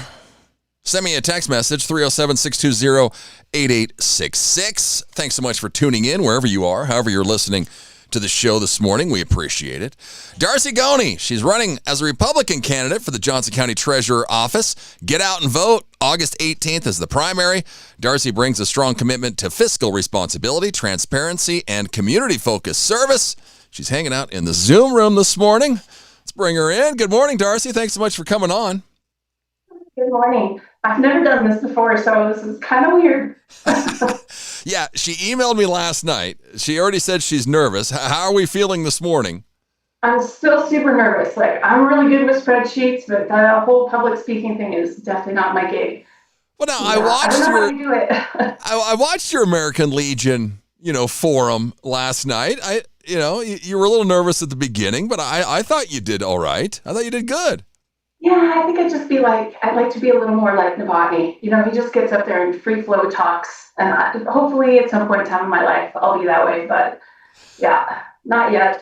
Well, you're in a tough spot. I mean, you're running for treasurer. It's like, I'm not a politician, but this is an elected office. Yeah, that's it. Exactly. I'm not a politician. And So I'm not very good at selling myself, honestly. I'm just an accountant, it's kind of boring. Yeah. But hey, that's a good thing you're an accountant, because what happened at the end of that? Because you're doing your speech. Did you run out of time at the American Legion? What happened? Oh, no. So I had made a handout. Well, 5 minutes is not a lot of time, even though I didn't really want to be up there for 5 minutes, right? But to go through your entire resume in 5 minutes and really pitch yourself just wasn't enough time. So I had made a handout kind of bulleting my resume and my experience, my education, and all the extra classes I'd taken, so that I could kind of hand that out. And then as I was going through my speech, people could dig in a little deeper if they wanted to. Then when I got to Legion, I found out you weren't allowed to give handouts out. And so not only I'm not comfortable public speaking, but I'm also not comfortable just kind of winging it. And so I had to improvise a little bit. And then I had timed it and timed it and timed it. So it was exactly 5 minutes. And then I think because I was nervous, I talked too fast. So, yeah. Oh, well. Oh, well. Yeah. Yeah. Did they not tell you the groundwork when we got there? Did they say you can't hand your stuff out? What happened? Oh, yeah. When I got there, they said we couldn't do handouts. And honestly, that was probably on me. I should have asked if we were allowed to do handouts. I just assumed, and I shouldn't have done that. Yeah. Well, during your speech, your three big things: education, experience, leadership. You posted something on your Facebook page. You can go check her out, Goni for Treasurer. She's at gonifortreasurer.com. She's also got a Facebook page. Education. You said education matters. Tell us about your education, Darcy. Yeah, I have a bachelor's degree in business administration and accounting from Montana State. And I do think education is important. I've not worked in the Johnson County Treasurer's Office specifically. I worked in the Campbell County Treasurer's Office as their accounting manager. But, in Campbell County, the clerk was pretty much responsible for the budget, and the Treasurer's Office was primarily responsible for the audit. And so having an accounting background, I don't know how you could do it without it, not knowing the difference between debits and credits, or your deferred revenue or your unearned revenue, especially in Mineral County with the 60 days. And anyway, I don't know how you could not have an accounting degree and do a good job. Yeah. Well, you mentioned it, and I thought that was crazy. I've always known you living in Buffalo. Were we commuting when we were working for the Campbell County Treasurer? Yes, I still commute to Gillette every day. Yeah. Oh, wow. So you're still There's working. There's not a ton of jobs for governmental accountants in Buffalo, honestly. Wow. So you're still commuting. So how long have you been doing it? Since 2022. Okay. Since Vic and I moved back from North Dakota, actually. Wow. So what's your role? So what are you doing now? What's your job title? Right now I work in the oil and gas industry. I remotely work for a company out of Odessa, Texas, but I drive to Gillette to work in our main company office where the controller is and all the things I need to do my job. Yeah. Yeah. You got to drive to Gillette to work remote. That's kind of crazy, but it works. It's fine. Yeah. I like having a team, a group of people to work with instead of just sitting at my house in my office by myself all day. Yeah. I don't like public speaking, right? We've addressed that, but I am a social person. I like to talk to people and have that camaraderie. So I don't mind it, except for the wintertime. I know you're a big soccer fan. Leadership. What are we doing? We're the president of the soccer organization. What's happening? Soccer. I just love soccer. I'm actually a little depressed this week now that the World Cup's over. I can't listen to games all day and podcasts. Dang it. But, I played soccer in high school and I played in college. And then I helped with the Johnson County Soccer Association here for years when my kids were in it. I'm just not somebody that likes to sit on the sidelines. If I'm going to be there, I want to be doing something, but making coaching bags or refereeing or minding fields, whatever. I'm just a doer type of person. And then I served as a treasurer for the Wyoming Soccer Association, so at the state level. And then that's when they decided to change their bylaws and go to a more of a governance board instead of a hands-on board. And they opened up a CEO position. And so, man, I was like, that's my dream job. So I was very excited to have that job, although it was exhausting. We administrative work Monday through Friday, and then on the weekends, tournaments, trainings. We had to go to regional meetings, national meetings. I was traveling quite a bit, and so you should burn yourself out, honestly. But yeah, it was great. I loved it. Yeah. I still love the game. Yeah. Yeah, traveling with your kids. I've done that for a few years. Darcy, I don't remember if you were. I remember Paul, right? Because I had Keegan. I was on one of my teams. I don't remember. You guys were at Sheridan, right? Yeah. Yeah. So we were doing it all over here. Go check out Darcy. She's at goingfortreasurer.com. She's also got a Facebook page. The primary is August 18th. You just mentioned it. Government finance, nonprofit accounting, public management. How does all this professional history impact you on day one being Johnson County Treasurer?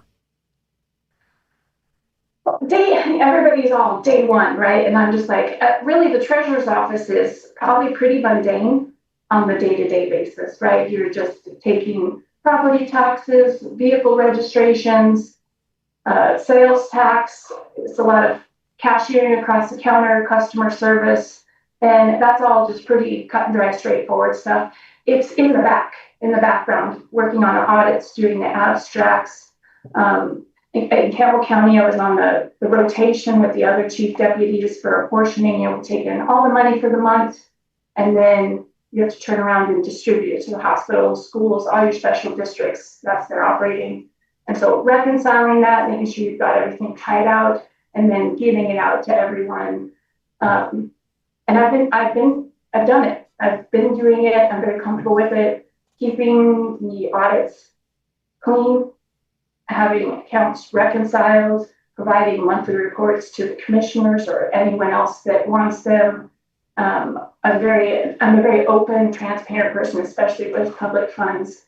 So I'm not saying there won't be a little bit of a learning curve, right? Because even though every county treasurer's office in the state operates pretty much the same under state statute, and a lot of them use the same tax software, TaxWise, and then Tyler Technologies for accounting.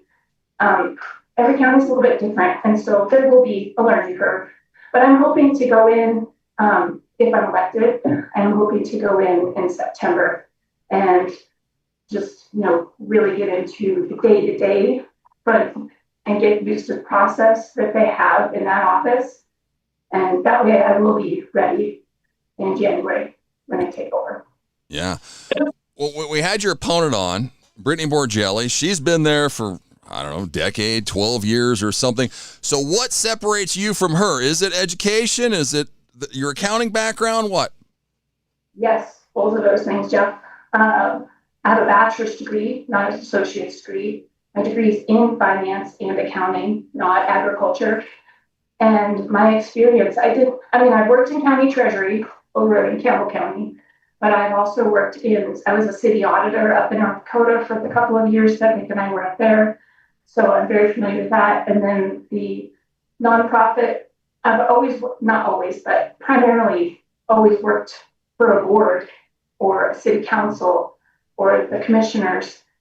There's that accountability, teamwork concept that even in Wyoming Soccer, I worked for a board. I had to answer to a board. So you got 5 bosses, and then you're not above anybody. Everybody's equal, but they have their own roles. And it's really learning to collaborate and build a team. And I have all that experience to bring with me because I've worked in so many different environments. Now, when you mentioned transparency, how do we be more transparent with taxpayers?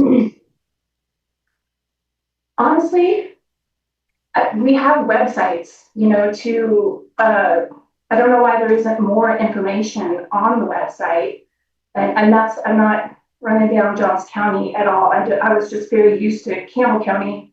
Everything's on the website. Everything's in the commissioner's meeting minutes.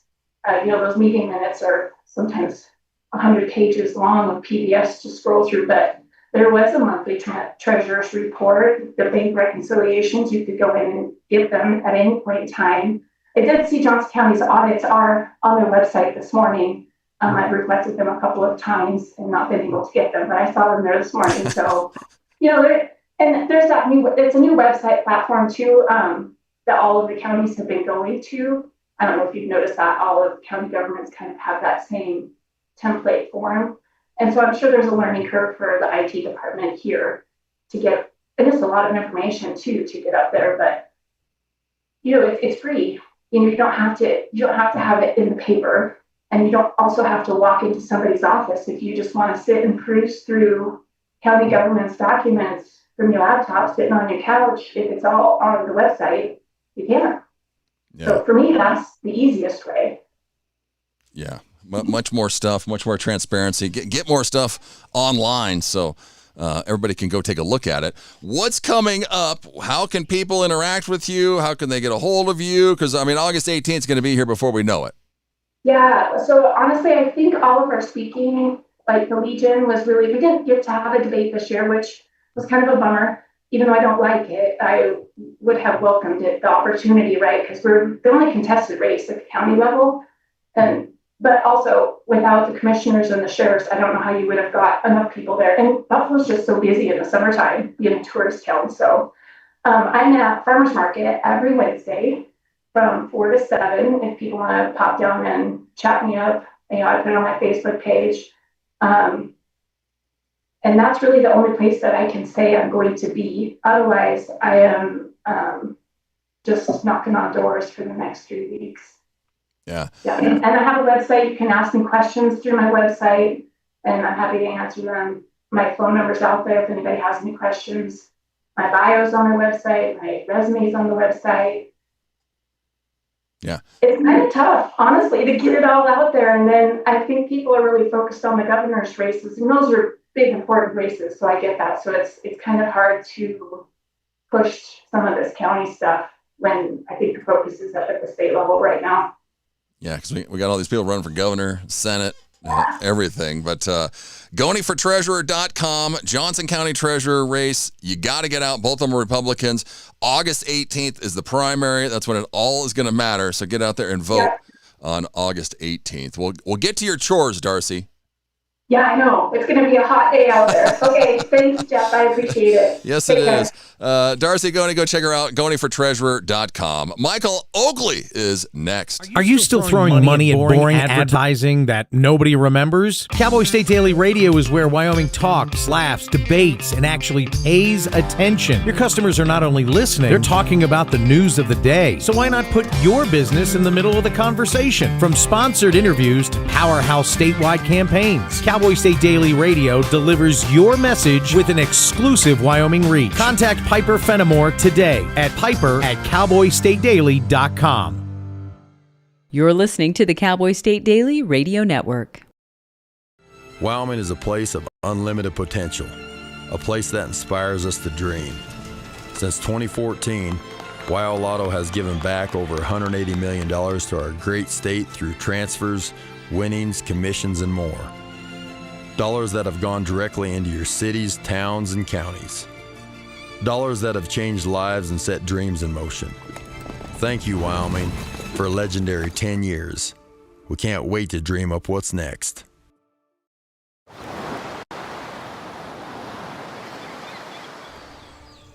Hear that? That's the sound of your life. Perfectly imperfect.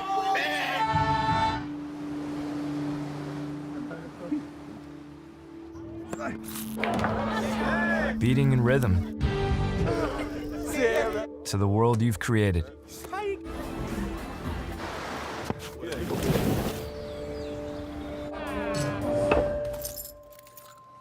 But every time you drive after drinking, the music gets drowned out. Your life sounds pretty great.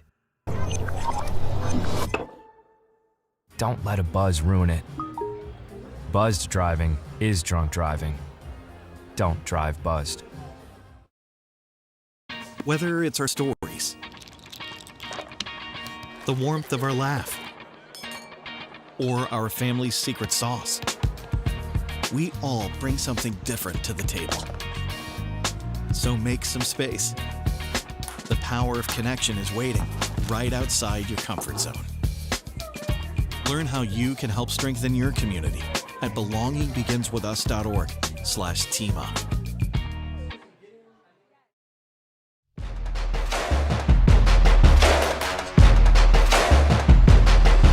Welcome back.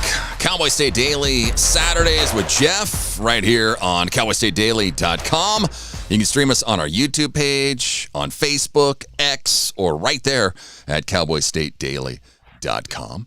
Well, Michael Oakley, he's a singer, songwriter, producer. His brand new album, Prologue, came out in May. It's his first one since 2021's Odyssey release, which I have right here. I had the privilege to chat with Michael back then, and I'm so stoked to have the privilege to chat with Mr. Michael Oakley once again. Michael, thanks so much for coming on the show. Thanks for having me. Appreciate it. That's nice that you have the vinyl. Yeah, got the vinyl right here. I love Odyssey. And that legitimizes you as a fan. Yes, for sure. I mean, researching you the last couple days, Odyssey, I mean, I get it. You were on an Odyssey for years. It was your fastest album you produced. You had no time to wait. You turned around, promoted it, released it, and afterwards, you were kind of burned out, which I get, but also not good at the same time, Michael. No, not. It's not a good place to be. I think you have to always remember why you're doing the thing that you're doing, and I always want to make this feel like a hobby to me, like something I love doing. And the moment that it doesn't feel like that, I think that's the point where you start making terrible decisions. You know, like decisions based on what you think other people will like, or trying to make money, or trying to get, likes and all that on social media. And I thought, I never ever want to feel like I'm doing this Michael Oakley project for anything other than the love of doing it. And so I took time off. Yeah. But thankfully it was the right thing to do, because I really love this new album. Oh, it's definitely the right thing to do, because Prologue, I would say, is your best album to date. I mean, it's incredible when it gets better every listen. My dad's in town. He lives in Panama. The other night, I'm telling him, because I was excited to have you on, I'm like, you got to watch this Michael Oakley guy. And he's like, well, what does he do? And I was like, it's kind of, synthesizers, electronic music. He's like, well, what the hell's that? So I'm playing him Falling Skyward. And the first thing he says is, man, that guy can sing. And I was like, boy, that was not the first response I thought I was going to get. But so my dad's a fan. He's a huge Pink Floyd fan, which I heard you say that you were a big Pink Floyd fan, which, I mean, I get. Well, I mean, I don't know if you can see that. There's the Dark Side of the Moon tattooed on my... there it is. And the inside the wall. See, huge fan. There's his legit Pink Floyd fandom right there tattooed on him. But wow, 5 years since Odyssey. So what happened? You went to a music festival, or what got you back? Yeah, I sort of I took a year off, and I was working on other projects that were more centered around what they were doing, and it was more me helping them facilitate their vision for their music, which was nice because it allowed me to work with other people and learn new ways of working and get out of my what I would call comfort zones, where there's too much familiarity.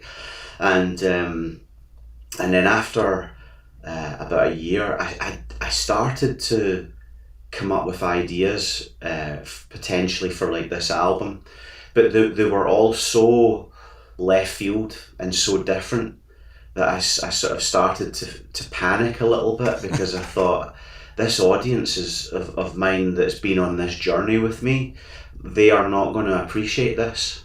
This is too different. And then there was a couple of things that happened. For a few years, I have had this kind of idea of how can I bring 90s dance influences into synthwave, into my music, in a way that works and doesn't just sound like cheesy dance music from the 90s, because I don't think a lot of 90s music's aged well, like especially electronic stuff. And so that was kind of in the back of my mind, potentially for a direction. And then I went to this music festival in Florida and met a lot of friends that I know from the community, the synthwave community, and I never see them in real life. You talk to them online, but you never actually get to be in their company in real life. So this was the first chance to really hang out with all of these people. So it was over a weekend. There was a lot of musicians playing at it, like Arcade High, Robert Parker, Betamax, and from enjoying that, I kind of remembered what it is that I love about this scene of music, and something clicked. And the thing with the 90s influences also kind of clicked, and then I just came home and I started writing what became Prologue. It just all made sense, and I think that's what it needs to happen. Sometimes you have all these ideas, but something has to and make sense, and then you're able to move forward with that direction. So that's the short version. Yeah. Well, and you mentioned, I've had an internet radio station for years. I don't now, but I still get all kinds of music from artists. And there's artists that come out with a song every month, and you're like, no, I need to think about this. And I like this approach, because quit throwing things out there and seeing what's going to stick. Make sure you like it and it's right. Well, I think when people do that, they are playing someone else's game. Yeah. Whereas I play my own game, and I do you know what the thing I feel about that whole philosophy is, that if someone releases a song every month, then they never go away. And the thing is, that saying, absence makes the heart grow fonder. So it's a bit like that. Like if they never go away, then you never get a chance to forget. And then when they come back a year, 2 years later, your feeling is, amazing, like I can't wait to hear this person's new album. I wonder what they've been working on. But if they don't go away, then it's, oh God, it's them again. Yeah. Well, it's just like... And you said it, because when I saw your teasing for Prologue, I got totally excited. I was like, wow, he's back. Thank God. How long's it been? It's 5 years? Are you kidding me? Yeah, so it's true. I was stoked when I saw you had new music coming out. Yeah, and I don't use social media a lot either. I'm not really a regular posting person. I just have this feeling of, who cares what I'm doing? Really, who cares? Like, who cares what I'm having for dinner? If I do post anything, it's usually my cats or, silly memes that I find funny because I like making people laugh. But, if I have something of value, like a new album, new single, something, then I'll post about it. But I'm quite a private person, and I think that social media has changed the way a lot of people act, actually. Yeah. And I'm aware of that, and I never ever want to fall into that trap, and it probably hurts me for not doing that, but I feel a lot better about myself when I'm not using social media for anything other than, here's my new music, bye everyone. Yeah. You're not handcuffed to your phone and computer all the time. It's crazy. Go check Michael out. He's at michael-oakley.com. He's on Facebook, Instagram, Spotify, YouTube. His brand new album, Prolong, is out now. Falling Skyward, the new single, is out. School. This song caught me when the first listen through. I love this song. It won't be long. The teacher's a junkie and the playground is cruel. How was school for you, Michael? Oh, that's a true story. That is absolutely an autobiographical sort of account of my experience at high school. And we call it like primary school, but I don't think in America and Canada they call it the same thing. So like my kind of junior high school, it wasn't a nice experience for me, to be honest with you. And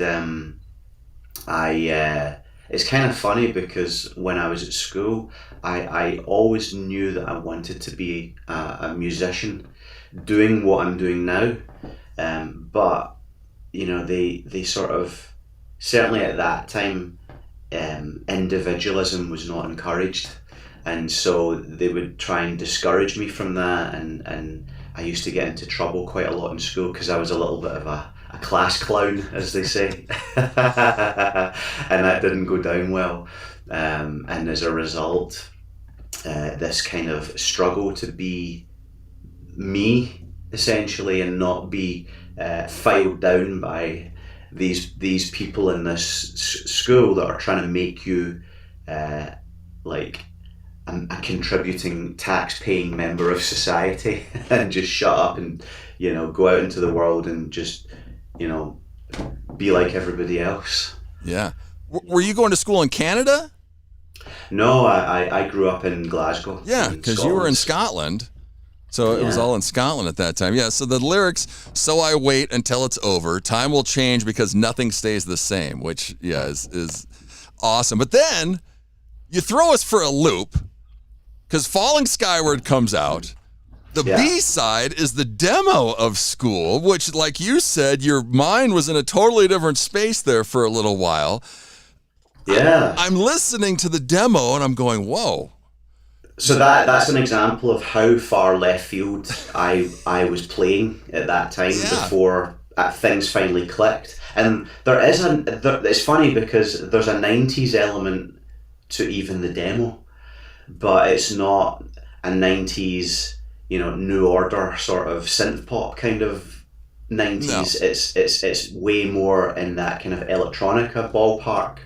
But it's funny because I actually was in two minds about whether or not to release the demo version, but I thought, this is a good talking point of, what happens when you dress up a song in a way that is completely at odds with, what people love you for. Because obviously people that are my fans, they like the fact that I do retro kind of 80s, 90s, sort of synth-wavy, synth-pop, cinematic kind of stuff. And I know that now because it's kind of, I've established that.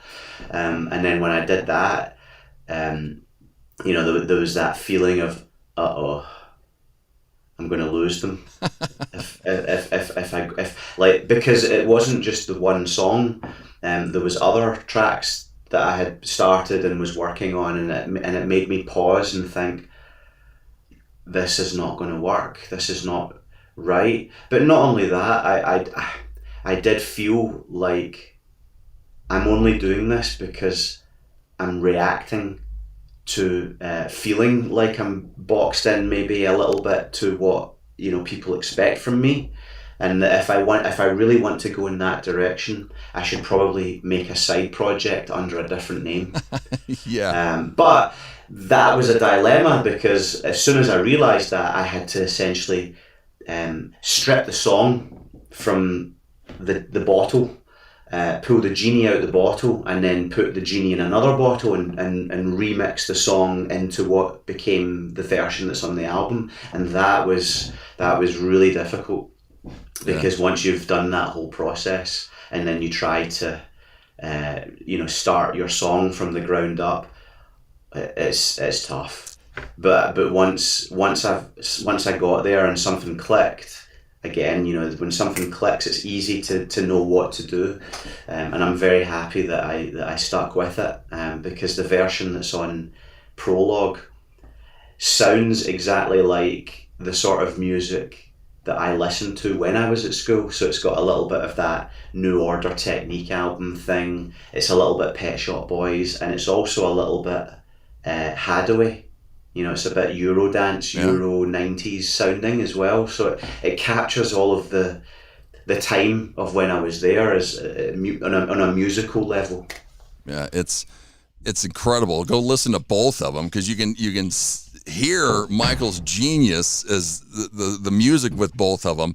The vocals are kind of the same, but yeah, he reworked the song. The intro's different. The music's completely different. I almost like the playground on the demo one for the intro, but yeah, and I did keep some of the sounds that were in the demo, and they are in the Prologue version, like the ticking clock. That's still in there. Yeah. But the playground thing, it didn't work in the Prologue version. It just, because I think the reason why it worked in the demo version was because I had this kind of Pink Floyd 12-string guitar going on in it, and it was there's quite a Pink Floyd element to that with the electronic side of it. But I was a bit gutted because I was hoping to try and bring the guitar over, but it didn't work. So I had to be very meticulous about what elements that I kept, and I probably ditched about 99% of the original. He did for the Prologue version. But let's take a quick time out. We'll come back. We'll chat with him about Falling Skyward. He's got another project, or he's writing an album for somebody else. He's always got a bunch of stuff going on. We'll come back, chat more with Michael Oakley right after this. This is Robert Short, candidate for Secretary of State. I've built businesses in Wyoming, served as an election judge, and worked diligently the past 11 years as a county commissioner to create collaborations and partnerships with stakeholders around our state and nation to benefit the people of Wyoming. As your next Secretary of State, you can count on me to put these skills to work for the benefit of you, the people of Wyoming. Vote Robert Short, Secretary of State. Visit shortforstate.com for more info, paid for by Short for State.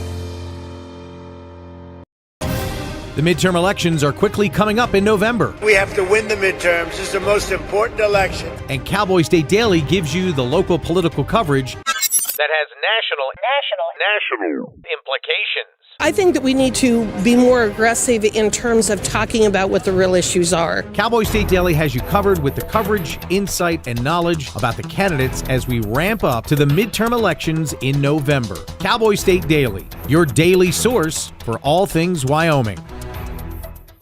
This is the Cowboy State Daily Radio Network. Substance use disorder and addiction is so isolating. And so, as a Black woman in recovery, hope must be loud. The moment I chose hope was when I couldn't look myself in the mirror anymore. I did not recognize myself. Absolutely. So I'm so proud because I did not think I was gonna make it. And now, I get to call my mom and say I love her. I get to teach my son how to say, Mama, I love you. Yeah. So for me, hope in this moment, it is the thread that lets you know that no matter what happens, you will be okay. Judy.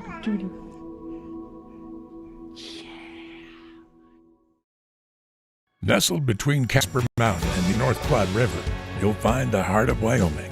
With a bustling downtown centered around our outdoor haven, Casper is for adventurers, freedom seekers, and rule breakers who find beauty off the beaten path. So if touchable history, a vibrant community, and uninterrupted outdoor recreation define your travel itinerary, Allow us to welcome you to the one and only Casper, Wyoming. Plan your trip at visitcasper.com. All right, look at you taking the stairs. Who are you? We're your lungs. We are proud of you for quitting smoking, but you still may be at risk for lung cancer. A routine cancer scan can detect it early when it's more curable. Good to know. Well, I gotta go somewhere. So do we. Listen to your lungs. Get a routine screening that could save your life. Talk to your doctor and learn more at savedbythescan.org.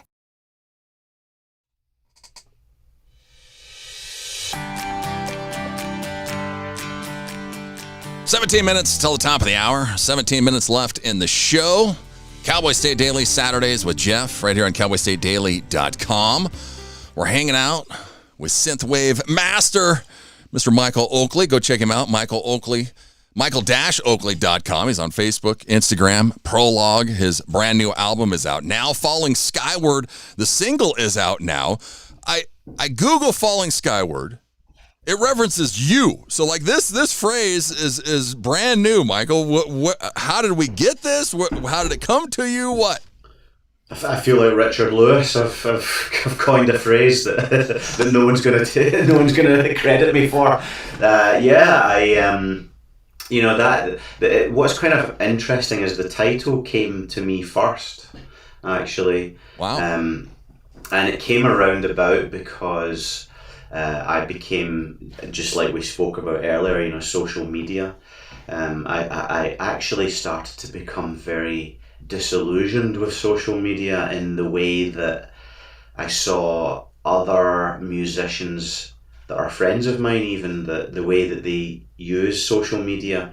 And it's almost like in the pursuit of trying to get ahead and to get people to like them and all that they lose something in the process. They have to sort of give up something authentic of themselves in order to sort of do it. And that's where the term falling skyward is that you're heading upwards, but on some level you're also falling because you're giving up something that is more valuable. And that was the sort of starting point for the song is, it's that social media isn't real. It's not a real reality, but a lot of people live their life around it. And that fascinates me because this is, like, I didn't grow up with that. I grew up before the internet and as the internet was just starting. So I have the experience of not being on my phone all the time as a kid and, going out and riding my bike or, playing football with my friends in the park and just even the idea of presenting myself in a certain way online in an environment and thinking that's real is, even now I'm still fascinated by it, but that's normal for most people.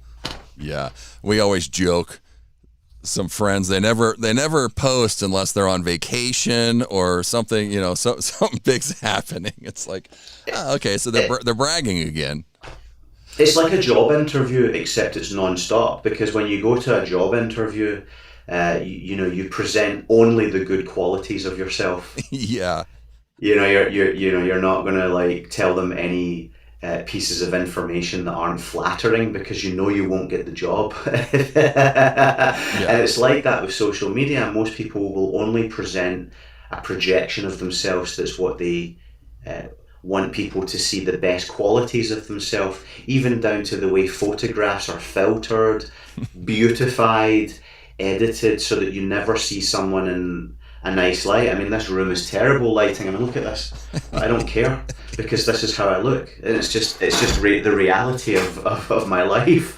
And I would rather that than oh my god, I better do my makeup and I better make sure these lights are okay and all this stuff. And so long as it doesn't look like a hoarder's paradise or something in here, I can live with that.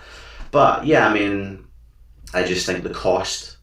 Not many people ask the question, what is the cost of social media? Every day posting to be seen.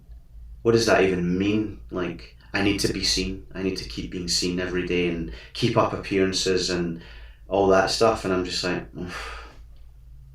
yeah, it's not real. We'll see here with the next generation, because like my kid, he's on it, but they don't post now because posting's not as cool. But yeah, it's crazy. So Prologue, Glory Years, track 6. It rewinds at the end of it. That's the chorus of World of Promises. Yeah. World of Promises. We were trying to go harder on this song. I mean, this is layers. Tell us about this track. Well, World of Promises, I've sort of spoke about this song a few times, but this song sort of came around about because I was fascinated with Donald Trump coming back for re-election, and I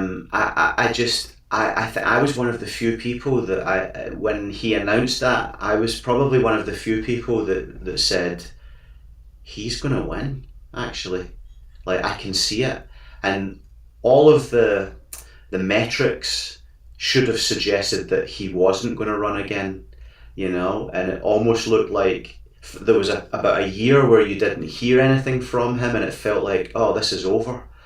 And that was kind of the whole campaign trail of him coming back and changing his approach in order to kind of leverage to get back in office. That fascinated me. So that was one part of it.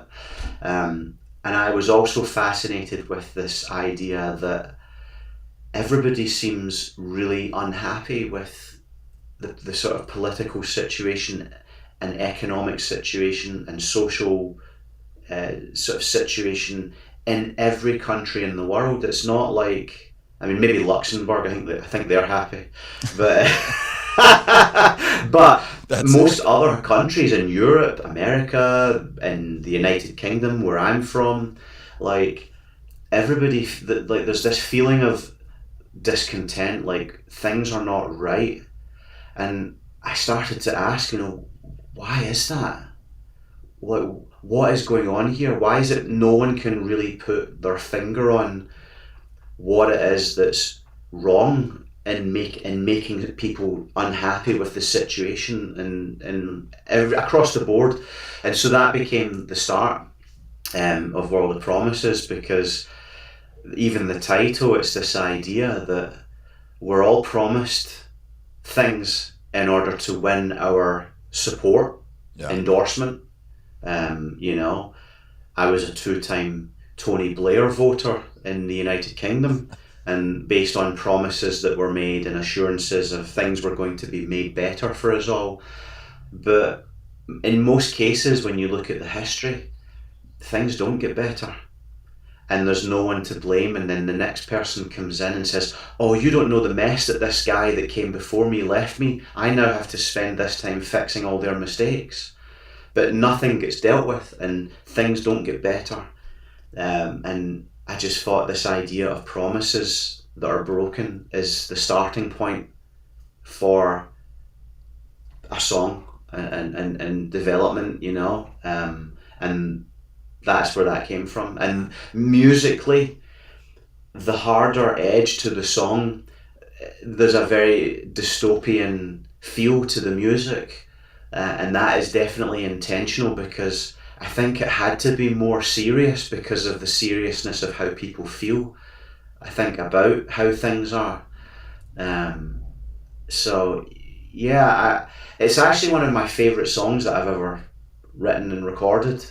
It's one of those kind of lightning in the bottle moments where it all just came together and it all just sort of worked. And I'm really proud of that song, because I've never done anything like that before, and I probably will do something like that again, but that was me stepping out of my comfort zone in order to do something that no one would expect from me. And I think that's hard. That's really hard, because when you know what people like and you're challenging yourself to kind of push into some different space, that people would say, oh, I didn't think Michael Oakley would do like a cyberpunk kind of heavy, almost EDM synthwavey kind of thing. That's unexpected. And I like that idea of challenging people's perception of what they think I'm capable of as well. Yeah. You know? Well, he crushes it. Go check it out. Prologue. It's out now. Michael-Oakley.com. He's on Facebook, Instagram, Spotify, YouTube. Falling Skyward is the latest single. You and Ollie Ride, was he before Odyssey, or has this been since Odyssey you guys have been working together? So since Introspect, actually, we've been working together, and it's such a great writing partnership that I have with Ollie, that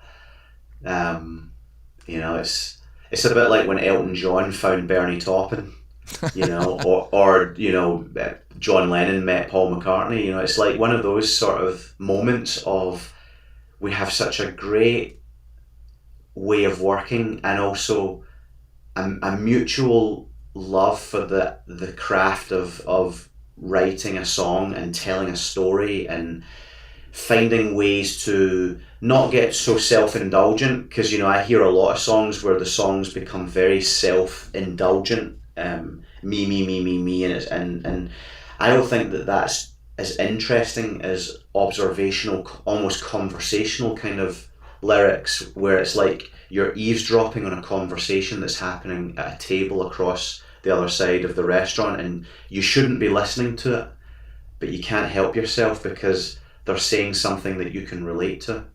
And that to me is like more interesting, because from that you get something that hits a little more deeper.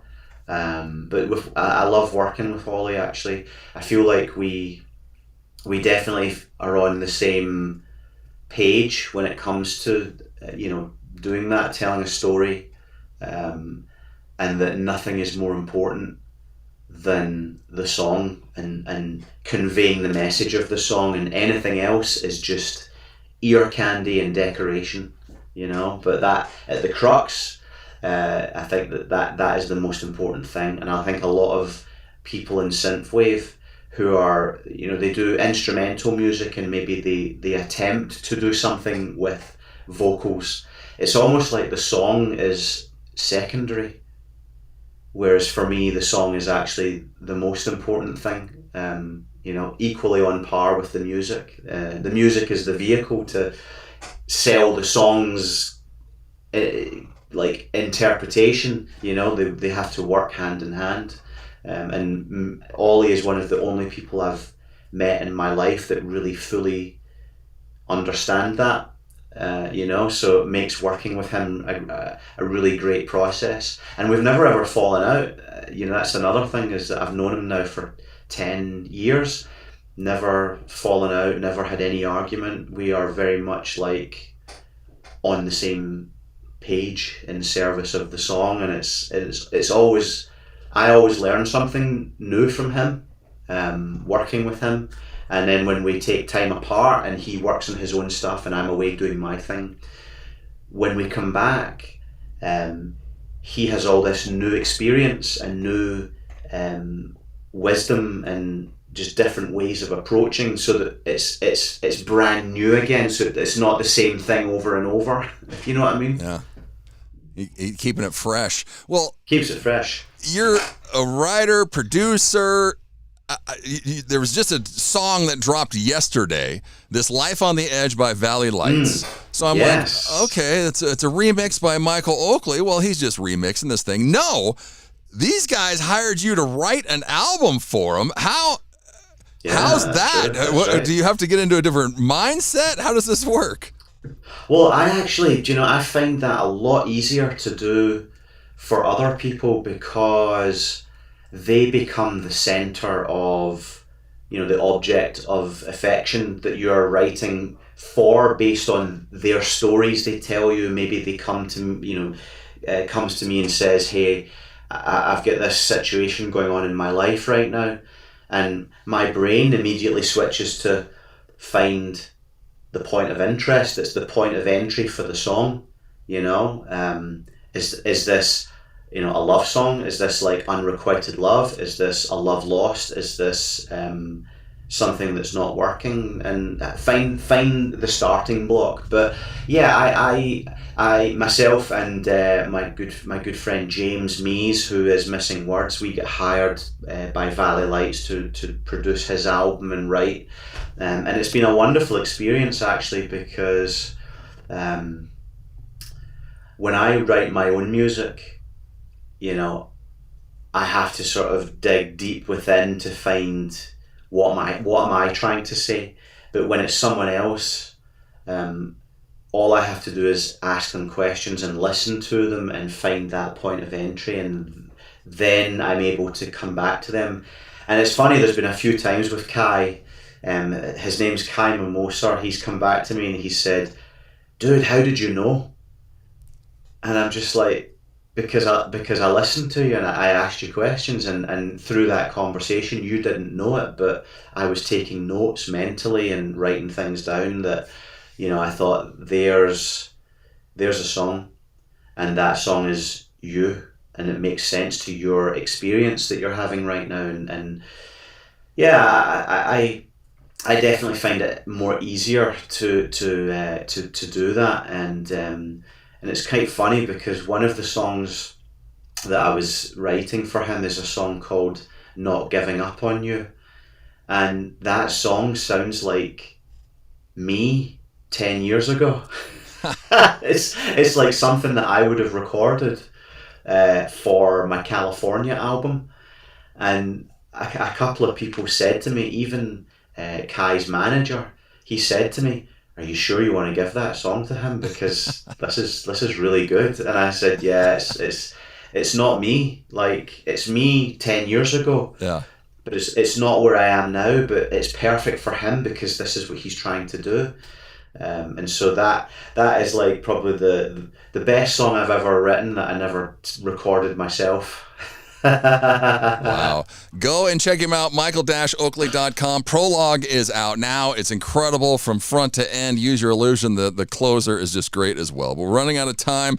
Michael, thanks so much. It's been a pleasure and honor to chat with you again, and can't wait to do it again.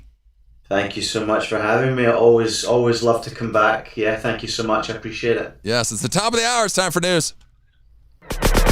It's time to take a look at what's happening around Wyoming from the Cowboy State Daily News Center. I'm Reese Cowan, in for Mac Watson. Moments after lightning struck, Casper missionaries watched the Fish Creek fire explode to life and rushed 20 teen campers to safety. Cowboy State Daily's Colby Fedor reports that residents stayed behind to look after neighbors and livestock. As they were driving away, they said that they saw the mountain burning. The owner of Fish Creek Ranch nearby says that ranchers, if you know them, won't leave until they have to leave. So while most people were